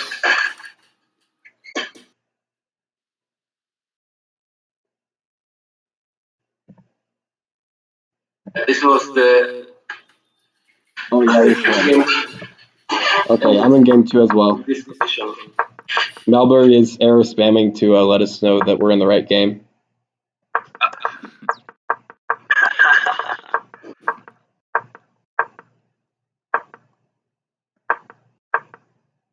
so yeah, if there are any positions you wanted us to look at, Yeah, so I think move 7 red. I don't think moving that knight to d5 was the correct thing to do. I agree with that. It looked like it was threatening a check on blue. However, blue was taking control of the diagonal on h1 to a8. Something that when I showed a1 t19 this night opening, he said immediately he spotted that a2 takes control of that diagonal until the kings make significant movement. That is going to have the advantage. So yeah, the knight on d5 looked pretty aggressive, but then the bishop on b7 would x-ray the king on h1 as well. I guess when I was calculating it out, I didn't quite see that Green would have a strong attack on me. Like the move I missed in my head was k5, attacking my queen and square on j2. And after that, I don't like our position at all. yeah, I'm wondering if k4 is the right move here to do. Yeah, that's what I was thinking. I think Soap wanted d5 or knight d5, so I happily obliged there because I thought there would be. But looking back, I think k4 is probably stronger. Yeah, k4 is actually a very good move, as the tricky idea of throwing your knight on j3 doesn't work, as the knight on h2 is defending j3, as is the queen. So yeah, k4 takes advantage of a very strong point of play, I guess. Yeah, continue. Yeah, and it gets the idea that we discussed during the game with the knight and k4 and the queen could go in for k2.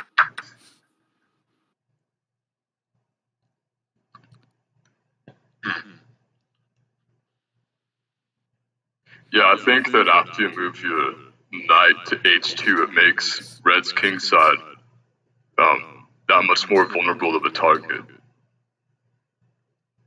Yeah, but I didn't want to move my bishop back.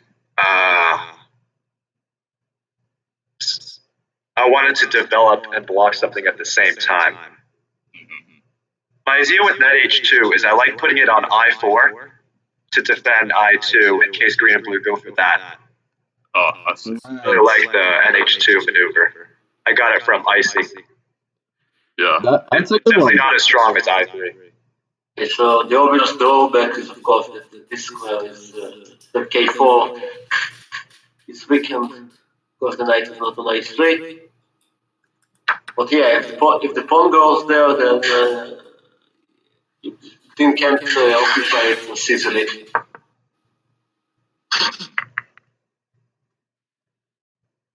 Who did you guys think was winning right before Green's last move? Before, are you talking about like move 13? So like 13 Green, we were thinking about Bishop I3, and I did not know how I would respond. Bishop I3 check. GDI said Bishop H2. But you could go King to H. Bishop H2 is forced. King H1 I think works as Green goes. Blue goes Queen takes knight check. Yellow has to sacrifice the queen because Queen K4 or Queen H3 is coming, and you have to sack the queen on M6, I guess. The bishop will recapture, and the queen can recapture the queen. But red is left with the queen and is down a rook and has the exposed king. So that's after the king. The king. Yeah, bishop H2 is forced, right? Yeah. But here, queen takes J1 wasn't working, right?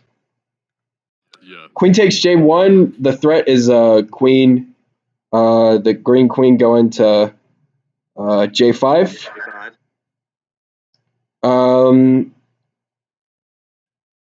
But the yellow queen would capture the green bishop first, and when the green queen goes to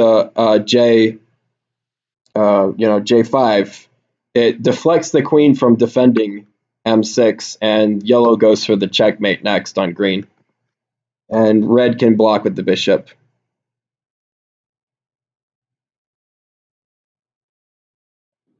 Okay, so queen takes J1, and then what was queen takes J1? Yeah, queen takes J1, queen takes I3. Okay. And I then was looking at queen M5 during the game, but I don't think queen M5 works because of bishop J2 for green.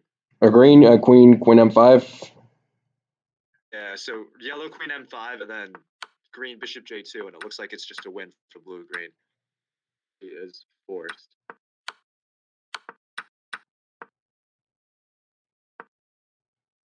Yeah, takes I3 is definitely the move. Okay. And then green plays queen J5, and then I block with my bishop. Oh yeah, I see what you guys are saying. That mate on M7, if green goes off that file. Yeah. That's strong. I didn't calculate that far in the game, but that does look good for us.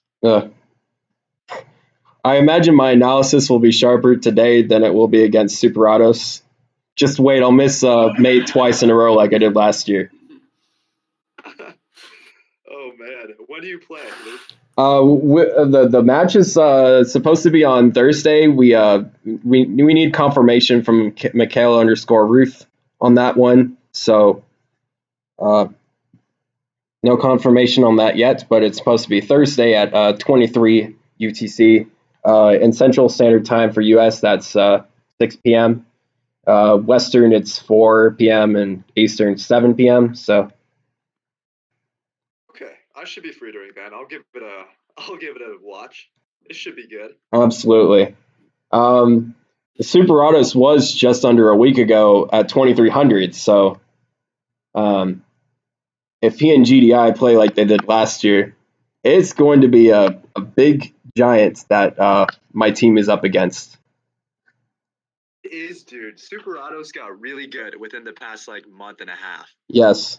He's always been really good. He just has his game face on though. Yeah, he definitely has game face. Okay. And he likes to play unconventional openings too. He plays the Nimzowitsch defense. Whenever he was my partner, he played knight c6 after red goes h3, and he brought his knight out to it was d7. No, it was d8 or no e7. And it would. To be honest, you lost to me. Are you the top Sounds rated like a decent or is opening. Superatos the top rated? Yeah, Superados is. Oh, he's online. Wow. Cool. No, there were a couple of games that I played with him where he decided to go with his. He errored me or he did it himself. Either way, blue would bring the knight out to c6 and then to e7 on moves 1 and 2.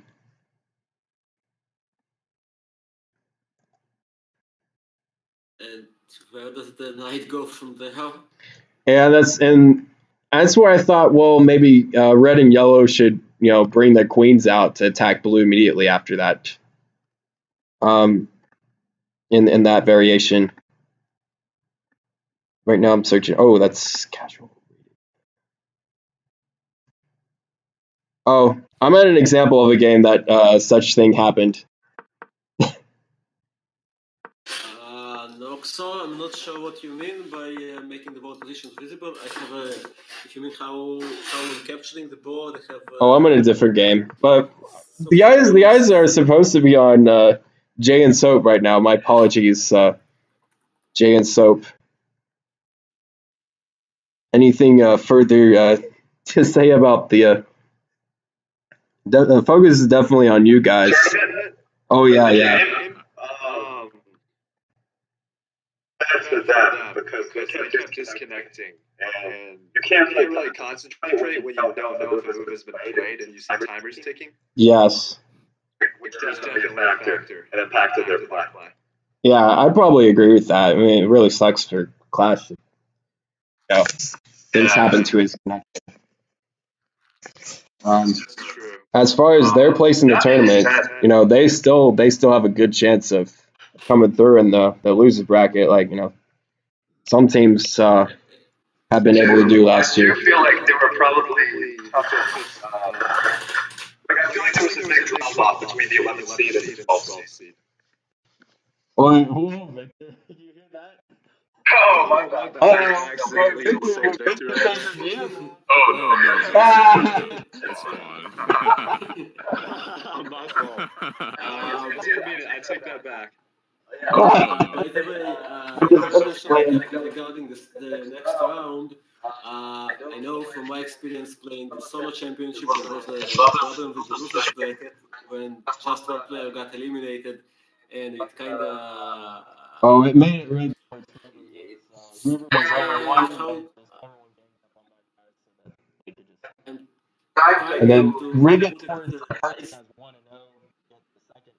It kind of messed up the strategy during the second round for the losers bracket because just one player was getting eliminated. And yeah, that was the problem with having like a system based setup. For this championship. Yeah. And that's something we're fixing for this coming championship. Whether it be a different number of players or a different style, maybe a single elimination. You know what? I just realized that this is a stupid question because this is essentially a one-on-one match and not not 4 players. So please ignore it. And I lost everyone. I think. I'm here. Yeah, I'm here. Okay. So did you guys? Yes, Jay. So I wanted to look at something on game 3. Game 3, all right. Okay, let's go. Yeah, just One more that spectacular queen sacrifice was made to finish the checkmate on red.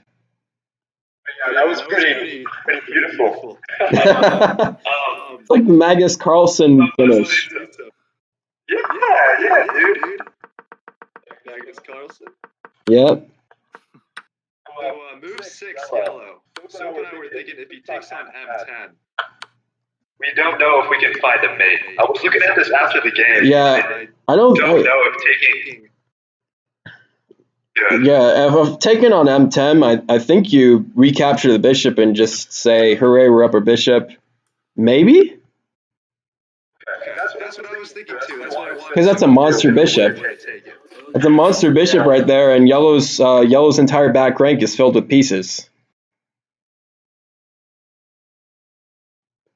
Yeah, just take. So the years that after check yellow checks on L9, and that's gonna be unpleasant for green. So yeah, but just take the bishop, I guess. That's really unpleasant. And then plus after that, yellow's got that bishop, that dark squared bishop that can come in that green as well. To take back the bishop immediately. Yeah. Actually missed that he could take my knight on c6 in game. Completely missed that huge diagonal. I guess I kind of got lucky that it worked out.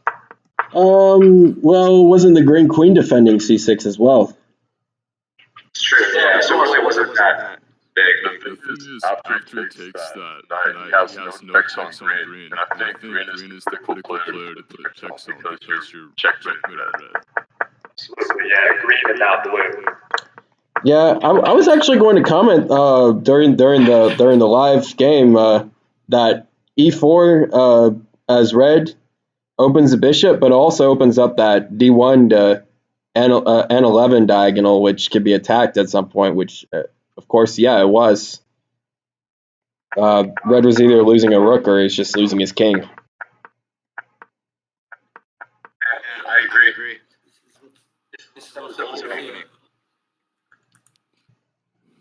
I thought it was too passive. I think they could have done a lot more. Not only yellow, but also red. I think they could have played slightly sharper in the opening and allowed you guys to pull ahead.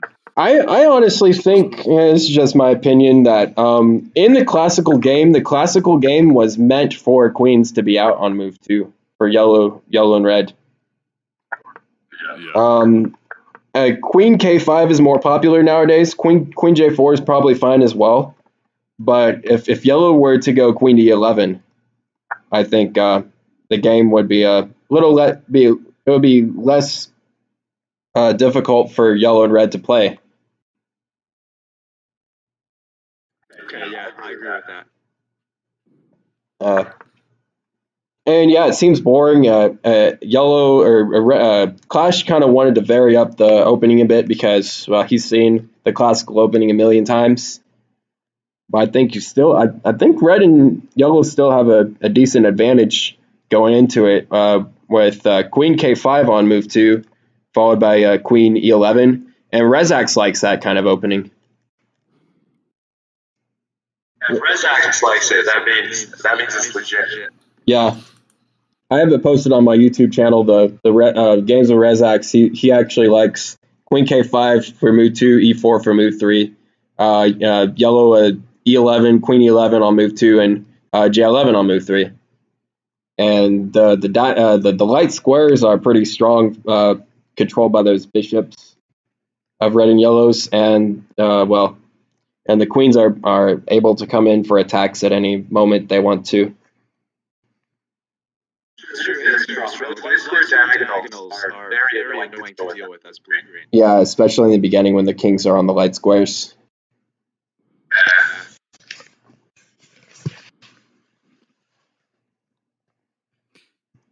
So I'm kind of looking at the novelties inside of this opening. I want to hear what you guys think about this. So in game 3, I'm looking at yellow's move 5, queen to g13, and of course that threatens. Instead of d11, yeah? Yeah, instead of d11, queen to g13, and of course that threatens mate on green, so you have to block the light square diagonal with the knight. Or trade queens. Yeah. If green allows for queen takes L9 check, then blue can take on G12 pinning the queen, and queens are off. One pair of queens is off the board. Yeah, I mean, I'm just considering, what if, I don't know. I mean, I think that they kind of fudged the opening a little bit. And I do like queen g13 though. Assuming that green doesn't get his knight out and then attack the queen next. But it does create some pressure on the m7 square. Yeah, and also the light squared bishop can attack, and that's kind of the idea behind m10, yeah. Yeah. I don't know. Yeah, I guess I'm not sure. Right. At least you block this bishop, which is a good thing to avoid on yellow. I like the way red played this, though. To me, in this opening, whenever that green's queen pawn goes up too, that m9 spot is a real big weakness. So I was thinking if red could somehow get that queen to m9. Ooh, you mean on like, for example, on move 5, go to queen to i5. Something like L5 to get a double attack on blue and green. And green can't really defend that with the knight because yellow just sacks. And then, not sacks, he trades bishop to knight. And then once red gets to m9, he's spreading the bishop on a lot of other stuff. Yes. Yeah, something that we were actually noting at the beginning of the stream was that this move you guys chose to move 1, the pawn up to K8, like that dark square diagonal becomes very weak, and if red and yellow cannot somehow exploit that weakness, I think within the first like 7 or 8 moves, I think it gives blue and green too much time to solidify, and all of a sudden that opening to K8 becomes really strong because it defends against light square diagonals, etc. So I think the only way to really play against this opening you guys chose is to go in for attacks against the dark squares if you can. That was my thought initially on this opening. I have to say I agree with you completely on it because going up 2 squares on K8, I used to like it a lot because it usually saves the tempo. Because usually red and yellow like to attack that m6 square. Squares are really vulnerable, and I don't see how he can defend, or how green can really defend the dark squares. Back. Yeah. I run into trouble for every single opening I play as blue-green. I really hate that maneuver for red with the Sicilian. So, that one. I think I'm going to count that one. Yeah, I could tell you later. Okay, yeah. Or if you post a video, I could check it out.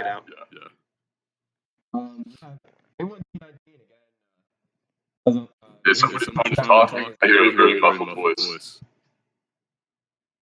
Yeah, I can hear it too.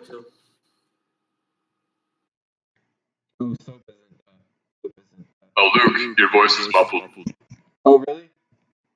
Yeah, I can barely hear you. Dang.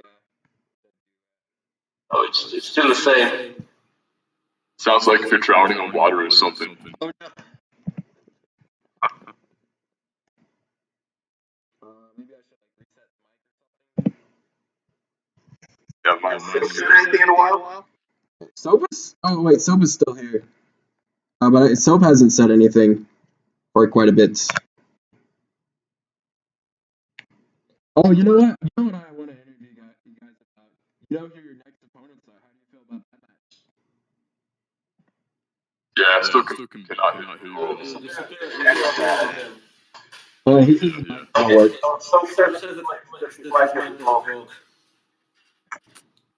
I see. So, yeah, or you could just, like, Discord us, Soap, if you want, you could just, kind of chat, along with what we're saying. Now,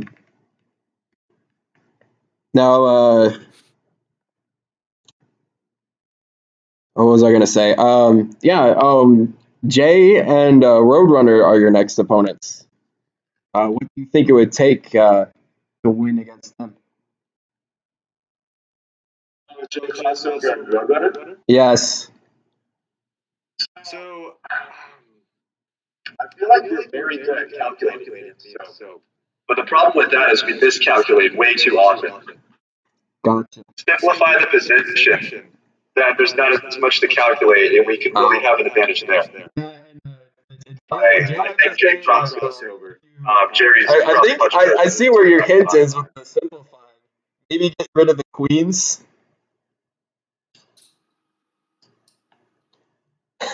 What was that? Maybe am I losing it from my end again? I don't think so. It's just sometimes. Am I echoing?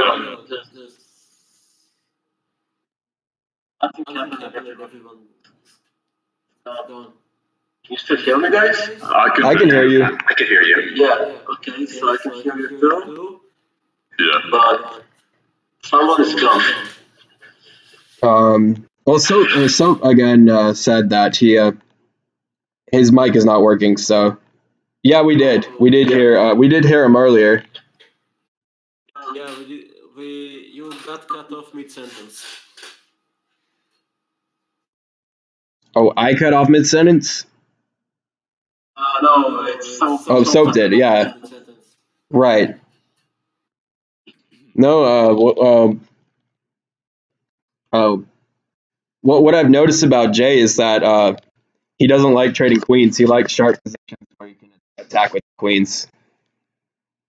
And if you simplify the position, you make it less advantageous for Jay crossover. That is. But Roadrunner tends to Roadrunner's claim to fame is he does end games pretty well. You're cutting out again, Luke. I am. Oh shoot. Yeah. Microphone. But definitely, Jay, Mr. Windows, give us your point of view on. On how to beat them? Yeah, I guess. Yeah. So, Roadrunner in particular, he used to play very risky moves that don't exactly work out all the time. So I feel like he makes one big blunder every game. To have to exploit that big blunder. Yeah, a lot of us do. Jay crossover. Go on. Jay crossover. Hold on, are you speaking? We can't hear you. Yeah. Just cut off. What about Jay crossover? Oh, for me? Yeah. Yeah, Jay crossover, he's a lot better, I feel like, at not blundering and taking control of the position. Actually, my record for Jay crossover is really poor these days. I think I'm only like 1-7 or something like that. So him having quite figured out, but I think just simplifying the position will be advantageous for us because his regular chess is so horrible. That's true with me too. I'm taking a look at your last 10 games with Jay. Jay has won 4, and you have won. Wait, 0? Wait, this doesn't make sense. 0 versus. Out of 10 games. How you and him only played 4 in the last 10 games. But then I guess I played each other more often, and I know y'all played a lot in the casual games, and I didn't count those. Yeah. But when I did the ranking system, yeah. You guys were calculating the ranking systems. So, yeah, we got it's basically just the number of wins against everyone else. It's the number of losses. And then we add up the number of wins. You're cutting out again. Is it the microphone? I don't know. It's probably, and maybe that my mic's not catching everything I say. Yeah, maybe the cable is, you have an old cable, sometimes that happens too. Maybe. But in either case, definitely a good match to look forward to. I think you and Super Autos will also be very interesting. How do you think your game plan of beating them? I think if we just stay cool and let them trick themselves into playing bad moves, might be our best chance to beat them. Because I know there's some really tricky positions against both opponents, against both Super Autos and GDI. And I don't always catch it either. Sometimes their tricky attacks turn into blunders, but I'm unable to see them. In fact, one of the games that I played them in the championship, I missed mate 2 turns in a row because one of them left their king in an awkward position, and I missed that I could just check the other player before delivering the mate, but we let them check my teammates. Can I give my thoughts on this, Luke? Yes, Victor. Absolutely. All right. So, you ever see that movie Searching for Bobby Fischer? Searching for Bobby Fischer. No, I haven't. Yeah, I saw it, but it was like, I don't know, maybe 20 years ago. So I really don't remember much. Still a good movie, man.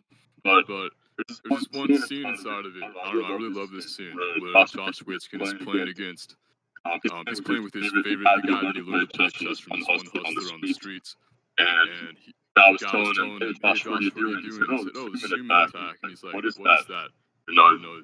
Professor, what he taught you was garbage. You had to play not to lose. You got to play to win.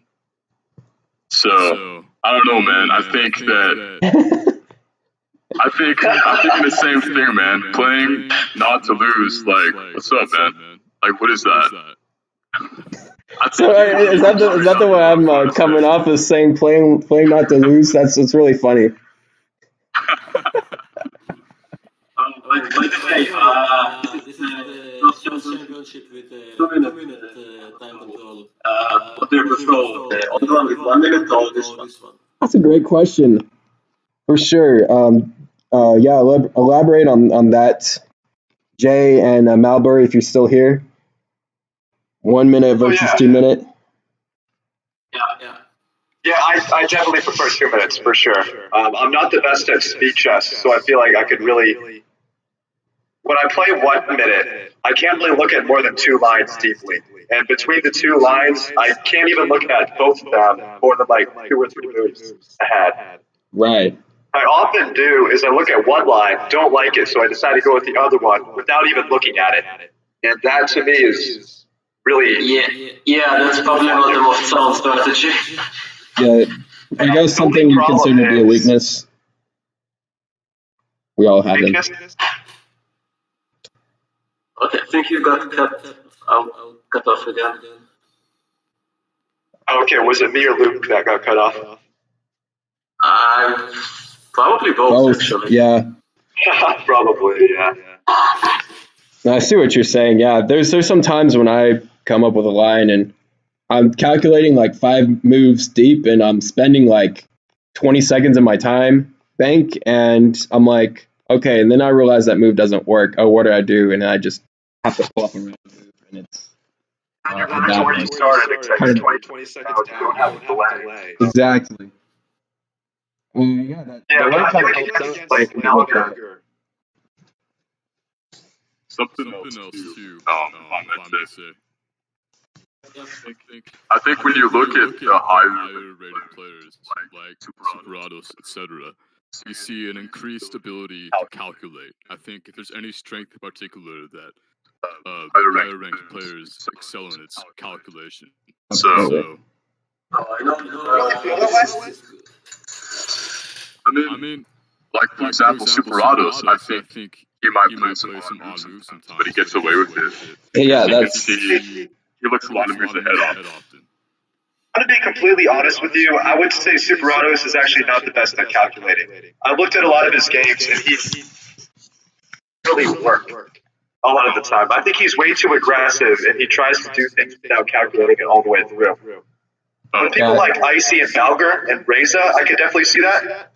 But with Super and J Crossover, I'm not really scared of their calculation ability. I know that the extra minute is going to be for Icy's son, because he likes to spend every last second. I guess when I say calculation, I meant just like in pure tactics alone. I think that because I think like when you say there's some truth to it, Jay would Super Autos does some lines that don't really work, but because the other team for whatever reason doesn't take the time to look at it like in a really kind of deep way and enter sharp lines of calculations, he gets away with it. That's true. He's very good at complicating the position and doing outrageously attacking and offensive moves that pretty much end the game on the spot. You're talking about Super Autos, right?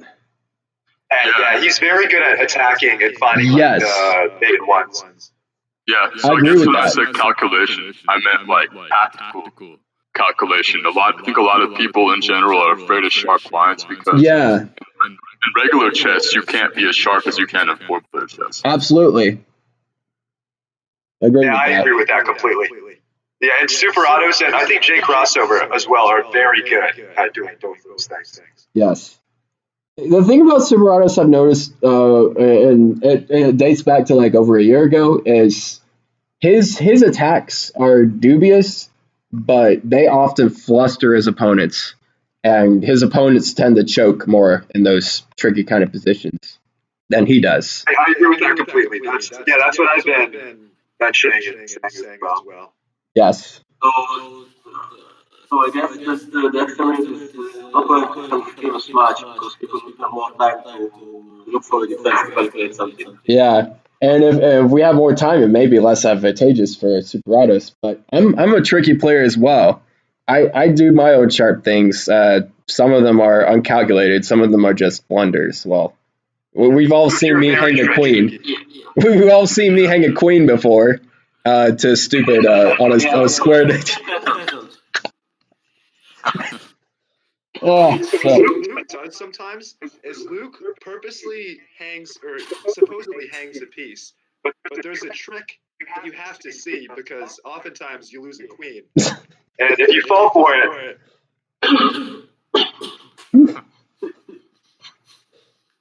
And if you fall for it, what? Oh yeah, I couldn't hear you after that one. I just said you never let us forget about it.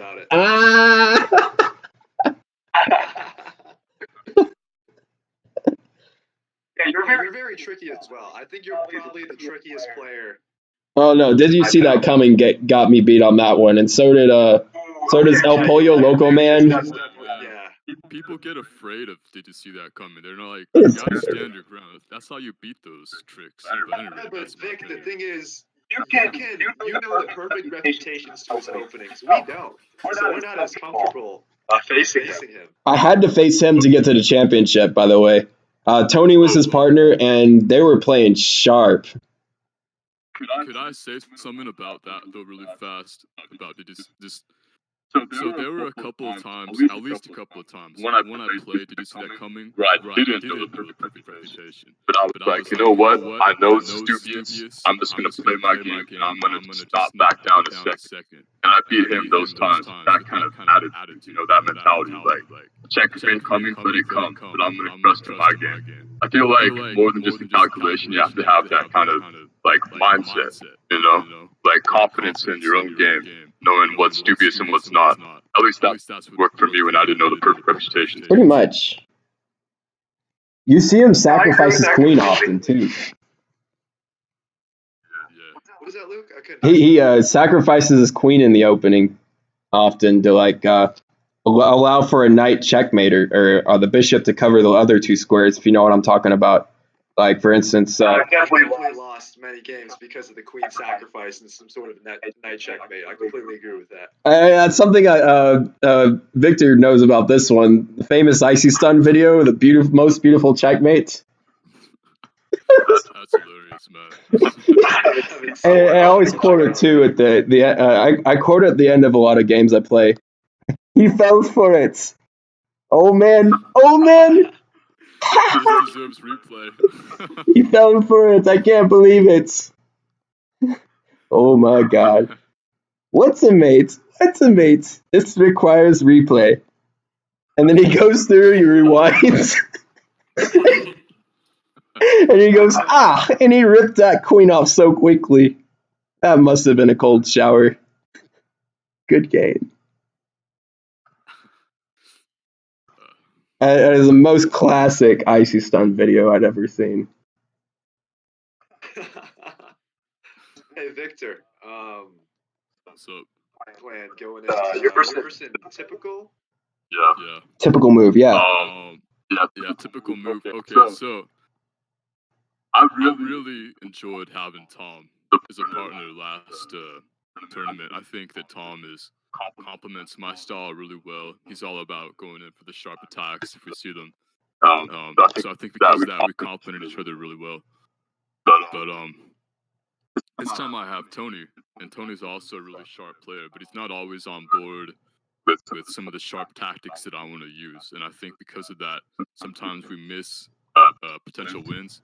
And to me, that's kind of frustrating a little bit sometimes, you know? I mean, I think Tony's a really good player, but I'm not sure if he has, like how to say, I'm not sure if he has, like, that mentality of just, ready to sacrifice everything going in for the... Because I think you have to take that kind of attitude if you're going to get the most out of your tactical gameplay. It is very difficult for a player to accept that, sacrifices. They're scary for sure. Going in for the attack, You're cutting out, Luke. Oh yeah? Am I back again? Yeah. No, I think I was just repeating myself on the fact that it's very scary to go in for an attack when you realize you have to invest a lot of material. Yeah. By the way, I'm curious, does it make sense to have different, where one player is more tactical and the other player is more reserved, so they kind of balance each other out? Or is it better to have two tacticians or other players less tactical? That's definitely a great question for all of us, honestly. It really depends on who trusts who. So I don't know about it. So you want to speak, or should I say something there? Or even Soap or Windows if you want to say something. Or Soap if you can. First. Yeah.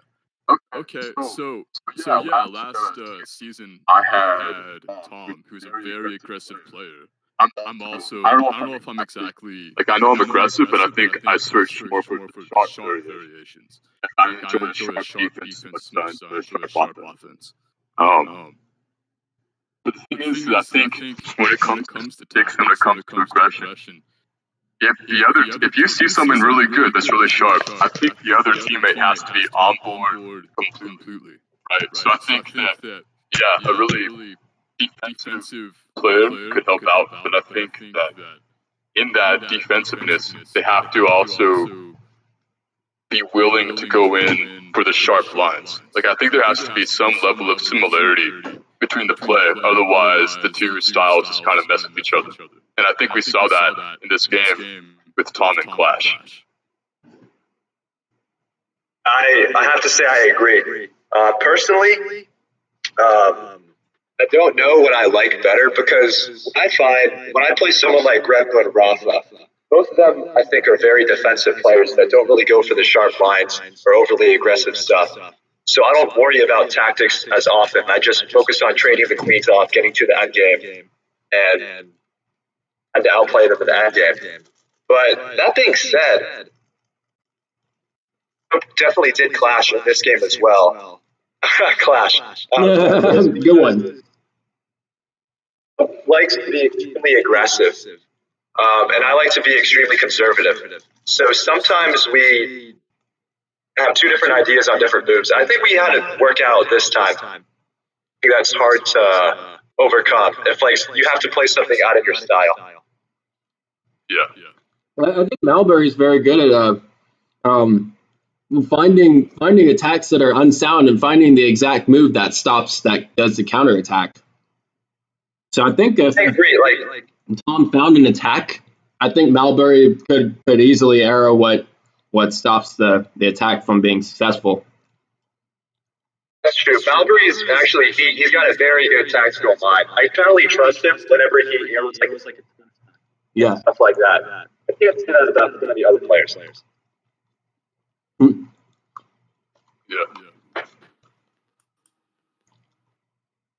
Yeah, it's different from free for all. Absolutely. I don't know if you play teams a lot at all, Jonas, but He does. the time control is a lot more important in teams than FFA. Yeah, in FFA you tend to start slowly. At least the first few moves, you don't see the queen running around the board as much. In solo, yeah. Yeah, although I mean, like lately, FFA, not solo, but the other FFA has been people are playing it more and more like teams. So I expect to see the teams opening show up anytime now. They haven't yet, but that day is not very far. Do you like the way it's heading? Do you like seeing more teams openings in FFA? No, I don't. I don't like. Yeah, I wish people were playing solo, but nobody's playing it, or like almost nobody. I actually managed to play a few games this week, but it was like 1 and 2, and I just turned the random game. Like you can't find the 1600 plus game, let's say, for solo anymore. It's true. Yeah. So I actually would love to play FFA and solo, but the problem is I can never find players that are not fun playing with someone who's awful. I'll be willing. The problem with solo now that if you look at the leaderboard, the 15 players, like I don't know, 13 or 1400. So that's just that's it. There's just nobody else who is willing to play it. But actually, I got a message from W4PCC yesterday. I kind of looked it over. I haven't had a chance to reply yet. He wrote something about a Telegram group for people who want to play solo. Oh yeah, that's a great idea. Yeah, did you get the message? Yeah, a tournament, not just a world championship, right? Yeah, no. He just wants to arrange some games, like just to get people who want to play solo online at the same time, so they can play. Yeah. Anything that will help solo become great again. Thing is, I want a great championship for the solo this year. Those games tend to last long when they're played like we want them to be played. That the Queen's Out ideas, oh man, those when solo's played, those ideas gotta chill. Yeah, no, but actually, I don't know if he does it anymore because I haven't seen him in a while. But Hest was using the Queen openings in FFA, but his opposite usually didn't quite get involved in that. Yeah, and we noticed now, or even back then, back in the championship era, people were very subtle about the queens. They wouldn't just go queen to J4 as red, for example. They would develop a few pieces, and then the opposites would be like, oh, now's the time to get rid of said side opponents. I'm going to bring my queens to the second rank, and they won't notice. And then suddenly you see a queen-queen combo mates, and that comes out of nowhere. Yeah, no, I actually spent some time thinking about it, and I don't know why queens aren't getting out earlier in FFA at least. Maybe just because people who play FFA don't really play teams, so they don't know about this strategy. And taking your queen out early is counterintuitive if you play double chess. So maybe that's why a lot of people don't do that. Well, when we see solo properly played, in my opinion, and there's really no proper way of playing solo. You have to go for first, but any sort of position can result in sort of anything happening. Well, except for the fact if you have one king, you're obviously not gonna gain any more points. Yeah, I know. I'm not necessarily talking about solo right now. I'm talking about FFA. But yeah, FFA, you have winners. essentially two winners. When there's two winners, two players can subconsciously work, or subconsciously, they can telepathically work together. Yeah, no, but it would make sense to see the kind of openings we saw today. Yeah. But people don't do them.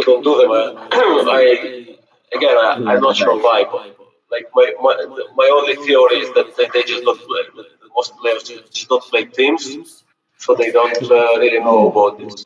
Not to compare FFA openings to be more queen out like, but it's really easy to gain if you're an avid 4-player chess and general player. It's really quick to play teams games against other teams. So you're cutting out again, man. Yeah, we lost you. Teams games are a lot shorter than FFA, so they can play like 3 teams games in the time it takes them to play 1 FFA. So they have time for that. Yeah. I didn't hear any of that, but I'll just pretend like he said something. He drops some wisdom on us. I think he was saying you can. I don't play a lot know. more team. Yes, I think he said that you can play a lot more team games than FFA. That you could like play 3 team games in time. Takes you to play 1 FFA.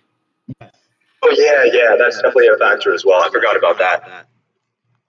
Yeah, and it's the same with FFA and solo. You can play probably at least a couple of FFA games by the time. And yeah, takes to finish a solo game.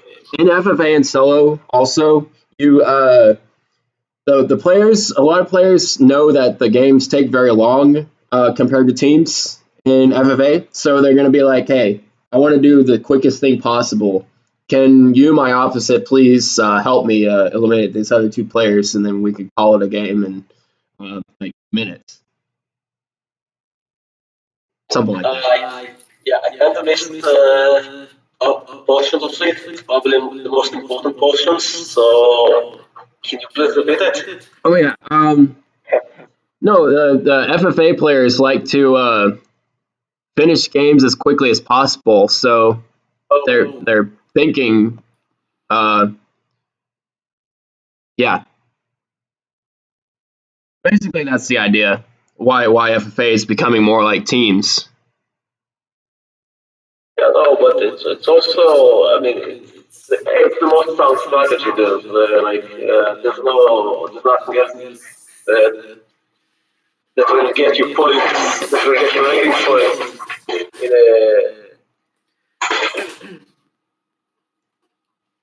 Yeah, I see where you're going. Yeah. Teaming with your opposite is like basically guaranteed rating points. Yeah, I mean, if you want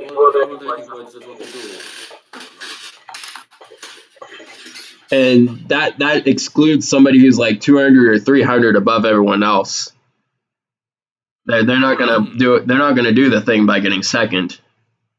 Yeah. But they can still collaborate with their opposite in hopes that they don't lose like 4th place points, for example. Yeah. No, I remember at some point when it wasn't solo, and I felt high rating. Whenever I finished second, I lost like a couple of points. So yeah, my rating wasn't that much higher than the average. I mean, maybe like 100 points over most people. Yeah. But the thing I like about solo is better single type players are gonna win more often in solo. Whereas I agree. I think solo is much better. Yes. Yeah, I mean, it gives the guy who lost his opposite a chance, which is, yes. in my opinion, it's very important because you don't. I mean, if you play teams, okay, you depend on your partner. If you're playing something that's supposed to be an individual, and you still somehow end up depending on another guy, it's just wrong. Yeah. I and think people also, with solo Hest, for example, he can win with 2 pawns and a king. I think also Solo speaks more to the nature of the FFA. Because the intention, like what came out at the beginning. And you remember players like Bill Cooper, who used to be any two will do, and Fizz something who used to be Shineko and Shineko, players like that. Those guys were out there at the beginning, winning when nobody else thought to team with their opposite. When you see the solo variant being created, A1T19 too, by the way, when you see the solo variant created, they get like what their ratings were way back in the day, way back in 2017 when the thing just came out. Their solo ratings are getting really close to that. You know that the solo is doing its thing right. Yeah. yeah. I hate the idea of playing for second. The idea that a low-rated player could just team up with someone and purposely lose to get second to gain rating. To me, that just seems like it defeats the purpose of the game. Yeah. Yeah, Obviously, you can't control that. Have you seen the video by Hammer? The one who was salty? Oh my gosh. You could have given a checkmate, but you all decided to checkmate me instead. That could have been winning for you. That was... I think I remember that. He missed another checkmate. I'm sorry, I'll stop. Best players in the world. Won, and Green got second. Well, no, I didn't get second. I got last. But Green almost got second. That was good. Yeah. If you put your mouth very, very close to the mic and then yell, then you got the Hammer impression perfectly. It has to be a very fuzzy mic too. I actually heard Nakamura complain about something similar. He tried out FFA or Solo, and the other three players just teamed up with him. Yeah, well, they must have known he's a GM, or did they not know? That's the question. They must have known him. I don't know. I think he was playing with his real account. Yeah, GM JLH, yeah.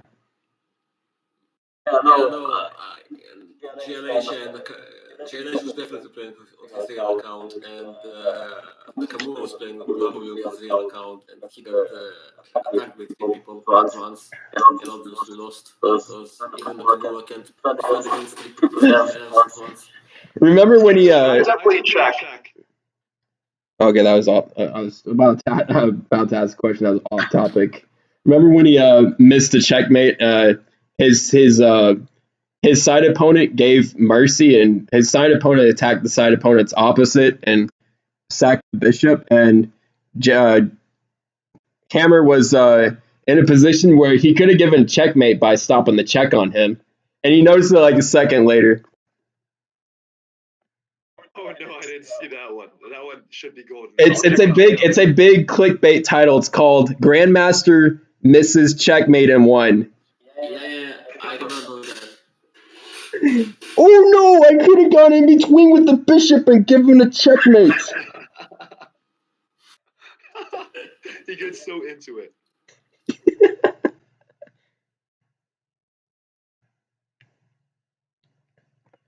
I wonder if this is going to be another question for, I guess, everyone in here. How good do you think Magnus Carlsen and big names like them would be at this variant? Teams. First of all, teams. We know what happened. We know how good Valgar is, how good Raku 89 is, and Rezax.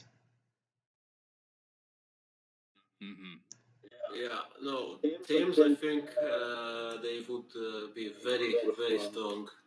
Yes. I mean, obviously there's going to be like a short period of adjustment, but once that's over, they're just going to keep getting everyone.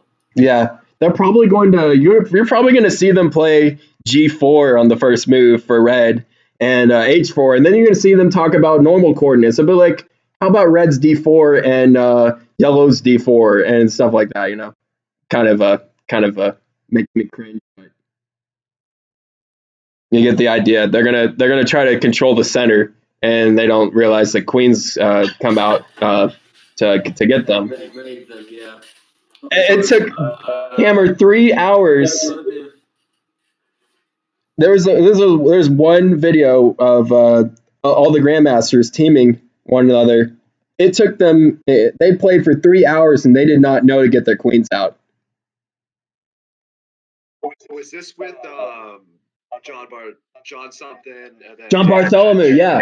Hammer and John Bartholomew, yeah. And Web 17, remember him?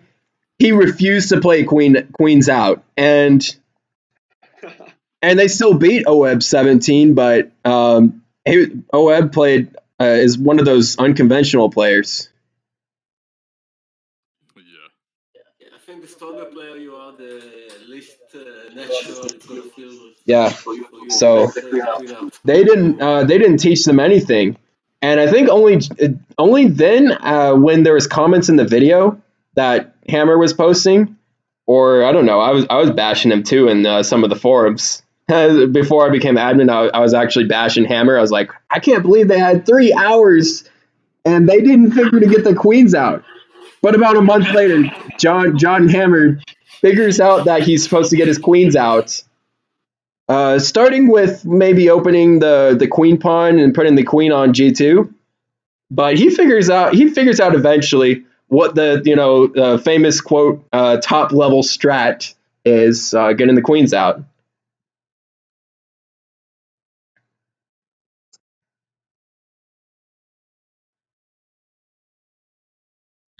Oh, Gustav is in the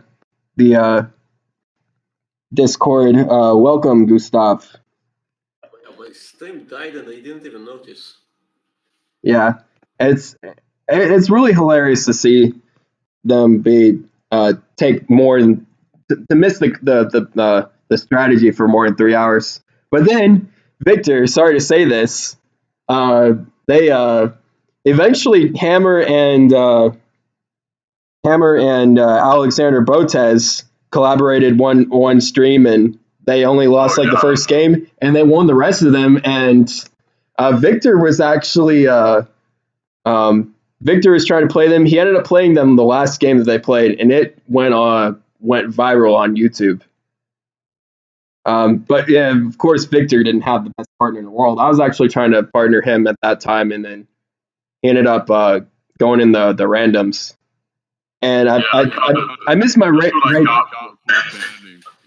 Yeah, for banning me, right? Well, anyways, what happened was I forgot to set my rating range back in the day to be capped at 1,500. I didn't notice one of them had gone above 1,400, so I had to cap. I capped it wrong, and then I don't know if I told you later on. My internet went out for the first minute and a half of that game that John and Alexander played against you and Thunder Inc.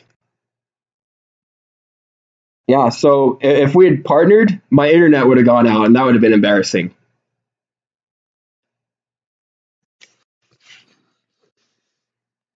So yeah, they have beaten a world top 5 team player before.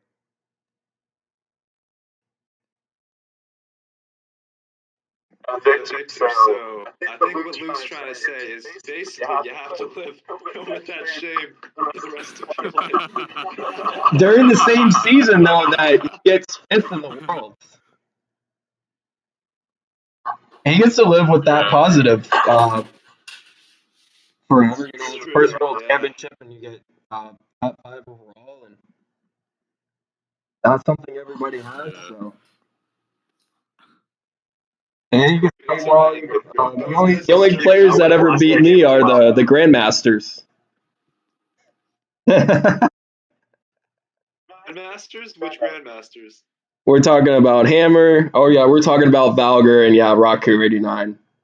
Only GMs beat me. Oh, only GMs beat me. That's right. and you remember that one player only GM beat me? And he lost. He lost to Valgar. And he he ended on that note. So.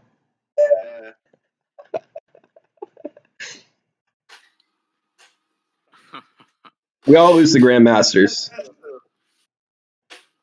He did lose. Did he lose to somebody else too? No, it was just Valgar Oleg Barentsev 3-0. Oh, that's right. And Oleg is not around anymore to play.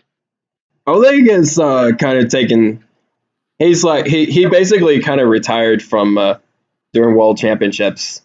He definitely enjoyed being Valgar's partner, but Valgar has chosen has chosen Icy Stun as his partner this year, and Valgar and Icy Stun are a team that it's going to take some real skill. It's going to take somebody with the talent of Alpha Zero to win against.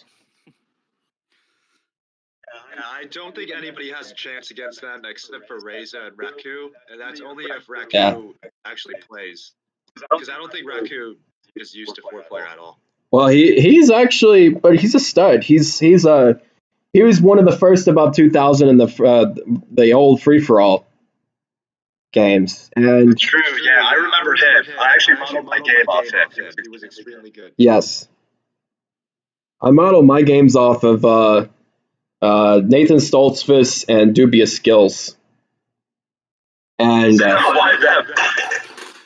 they were the big YouTubers at the time for 4-player chess. Yeah. When I started playing 4-player chess, I watched Dubious Skills videos. I modeled my games at the very beginning off of the Lone Wolf. Oh, that too. Lone Wolf was very popular at the time for 4-player chess, right? And he didn't have like tens and hundreds of thousands of views. But I watched him.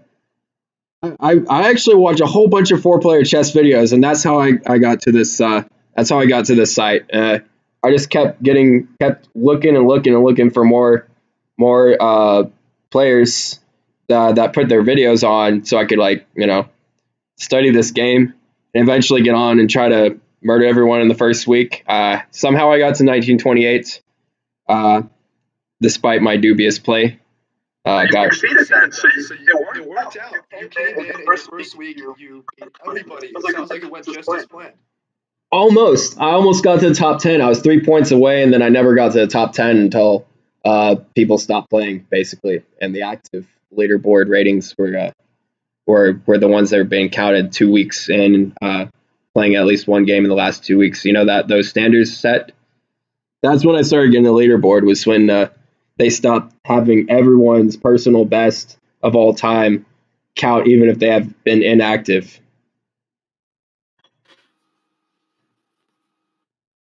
But I had a lot of passion for this game from the get-go. Yeah, you know who got me to this game to begin with?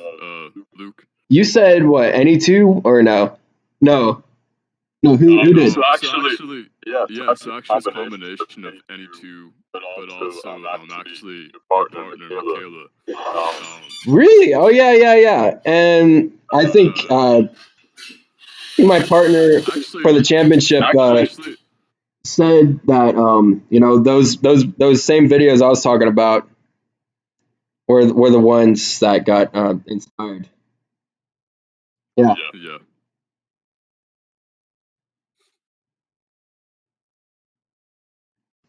I think it was the same for me, but Botez really brought me back with his videos. With the World Championship videos? That's right. He said something. You saw World 4-Player Chess Championship. Oh, you thought it was like just the World Championship or whatever. Some World Championship. So I thought, oh wow, okay, maybe this is a game where we can make connections. So, gentlemen, I actually had a thought. I wanted to hear what you thought about this one. All right. Going back to the topic of who could possibly beat Valgar and Icy Stun. All right. So I think this is just my intuition, but I think if there's any way you could beat the two of them, it's gotta be really sharp attacking gameplay. Because I think that's where you can get Valgar and you can get Icy Stun. You think so? Yeah. Because they're obviously both very strong regular chess players. So that's it's got to be sharp. Yeah. Yeah, it has to be super sharp. And so, do you guys? Are there any teams you guys are thinking that might be able to bring that kind of heat? Maybe. to potentially get some kind of chance to win against them. Ooh, I don't yeah. think so, honestly. We all want to say ourselves, and then we all realize, well, this is, well, some big FFA games going on, but that's neither here nor there. But we all realize that they're just really good. They have a very big understanding of this game compared to the rest of us. Yeah. It's Icy's son who told me about this aggressive line I use, so I mean, he knows a lot. Yes. Oh, great. Now they're playing solo. Unbelievable. Oh, you see a solo. I see a big FFA game going on, but there's a solo. Oh, an anonymous 115 solo. Yeah, I went to see that big FFA game, and then I saw that there is a solo game going on. That's Yeah, thank goodness there's a solo game. yeah.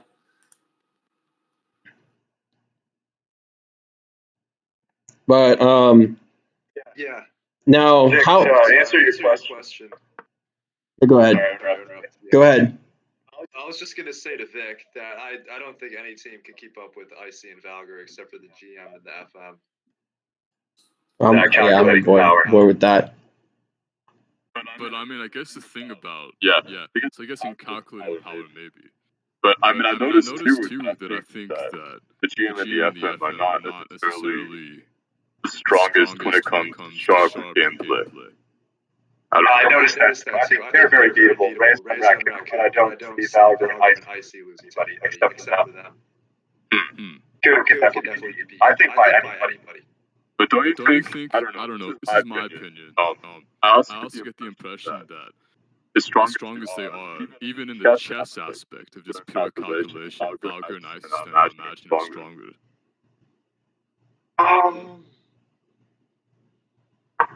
So if you look at the ratings, it looks like Valgar's a lot better than Raccoon in regular chess. But almost at that level. I would imagine that you're right that they are better at calculating, but Reza is very good at tactics. Like he has a 47 puzzle rush. Oh yes. Incredible. And I'm not sure how good Icy is at pure tactics. He's excellent at tactics. I've seen some of his videos and calculations, so mind-boggling. Yeah, his calculations.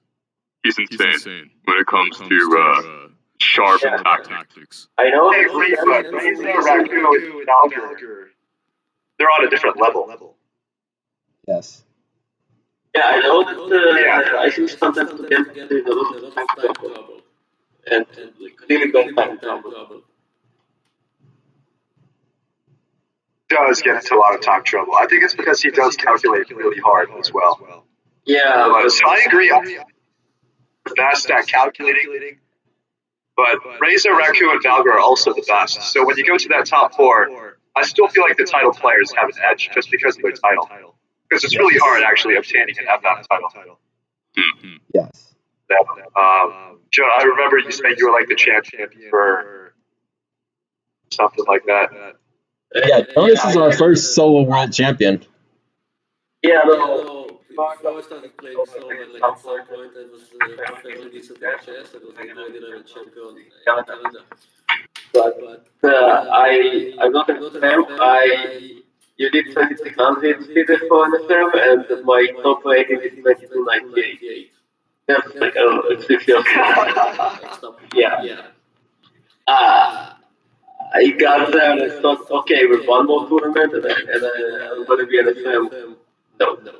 I lost to like some 21, the bunch of 2100 following tournament and it all went down. Oh, I'm sorry about that. Yeah, that was. But at some point, like one of the problems is that I started teaching chess, and at first you're fine. Once you've taught little kids for a few years, you kind of get used to like, okay, so he's attacking my knight. Never mind, I'm not gonna move the knight. And then you go and then you try to play a serious game, and then you see the opponent is attacking the knight. You say, okay, I'm not gonna move the knight. And then obviously doesn't work out quite well against serious players. Whoa! I just looked at your stream, Jonas, and I saw that one of the anonymous players, I believe Blue, wrote TAL. You think that is McPhail Towel? Actually, I missed it. I think it is McPhail Towel. He's a solo / FFA player that really likes teaming with its opposite. Yeah, he's the best opposite I've ever had. Yes. No, but actually, I was watching some FFA game today and I saw the most ridiculous thing. And it was a good player too. I can't remember who it was, but he was like 1800 something. He has like a 15-point lead on second place, and he can mate in one. He doesn't. The next move, again, he can mate in one. He doesn't. Now, why does he mate in one? Because he is yellow, and the player he can mate is red. If he mates his opposite gets last place. He didn't do it. He actually played it out the guy on the side. Oh, you guys, I gotta go. But it was a pleasure talking with you. I will watch your games later. Thanks for joining us. Hey, and take care. I should probably get going too, because it's past 11 here and I work tomorrow. All right. Good stream, guys. Great stream. Yeah, thank you so much for joining me. Making me. Sure, Jonas. Thanks for having us on your stream. Yeah. And until next time. Yeah, unfortunately, it's not going to be tomorrow for me. But I will try to make it up to some other time. All right. Right. So good night. Take care. Good night to you, and see you next time. Bye. Later, yo.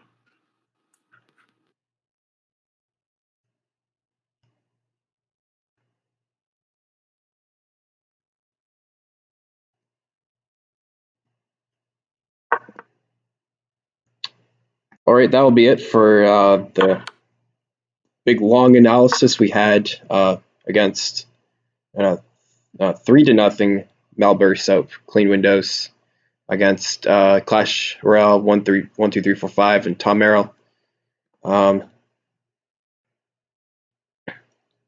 Was a pleasure to be a part of JonasRath's stream. And that'll be it. Nice move by Yellow, by the way. Thanks again for watching, everyone, and I'll see you next time.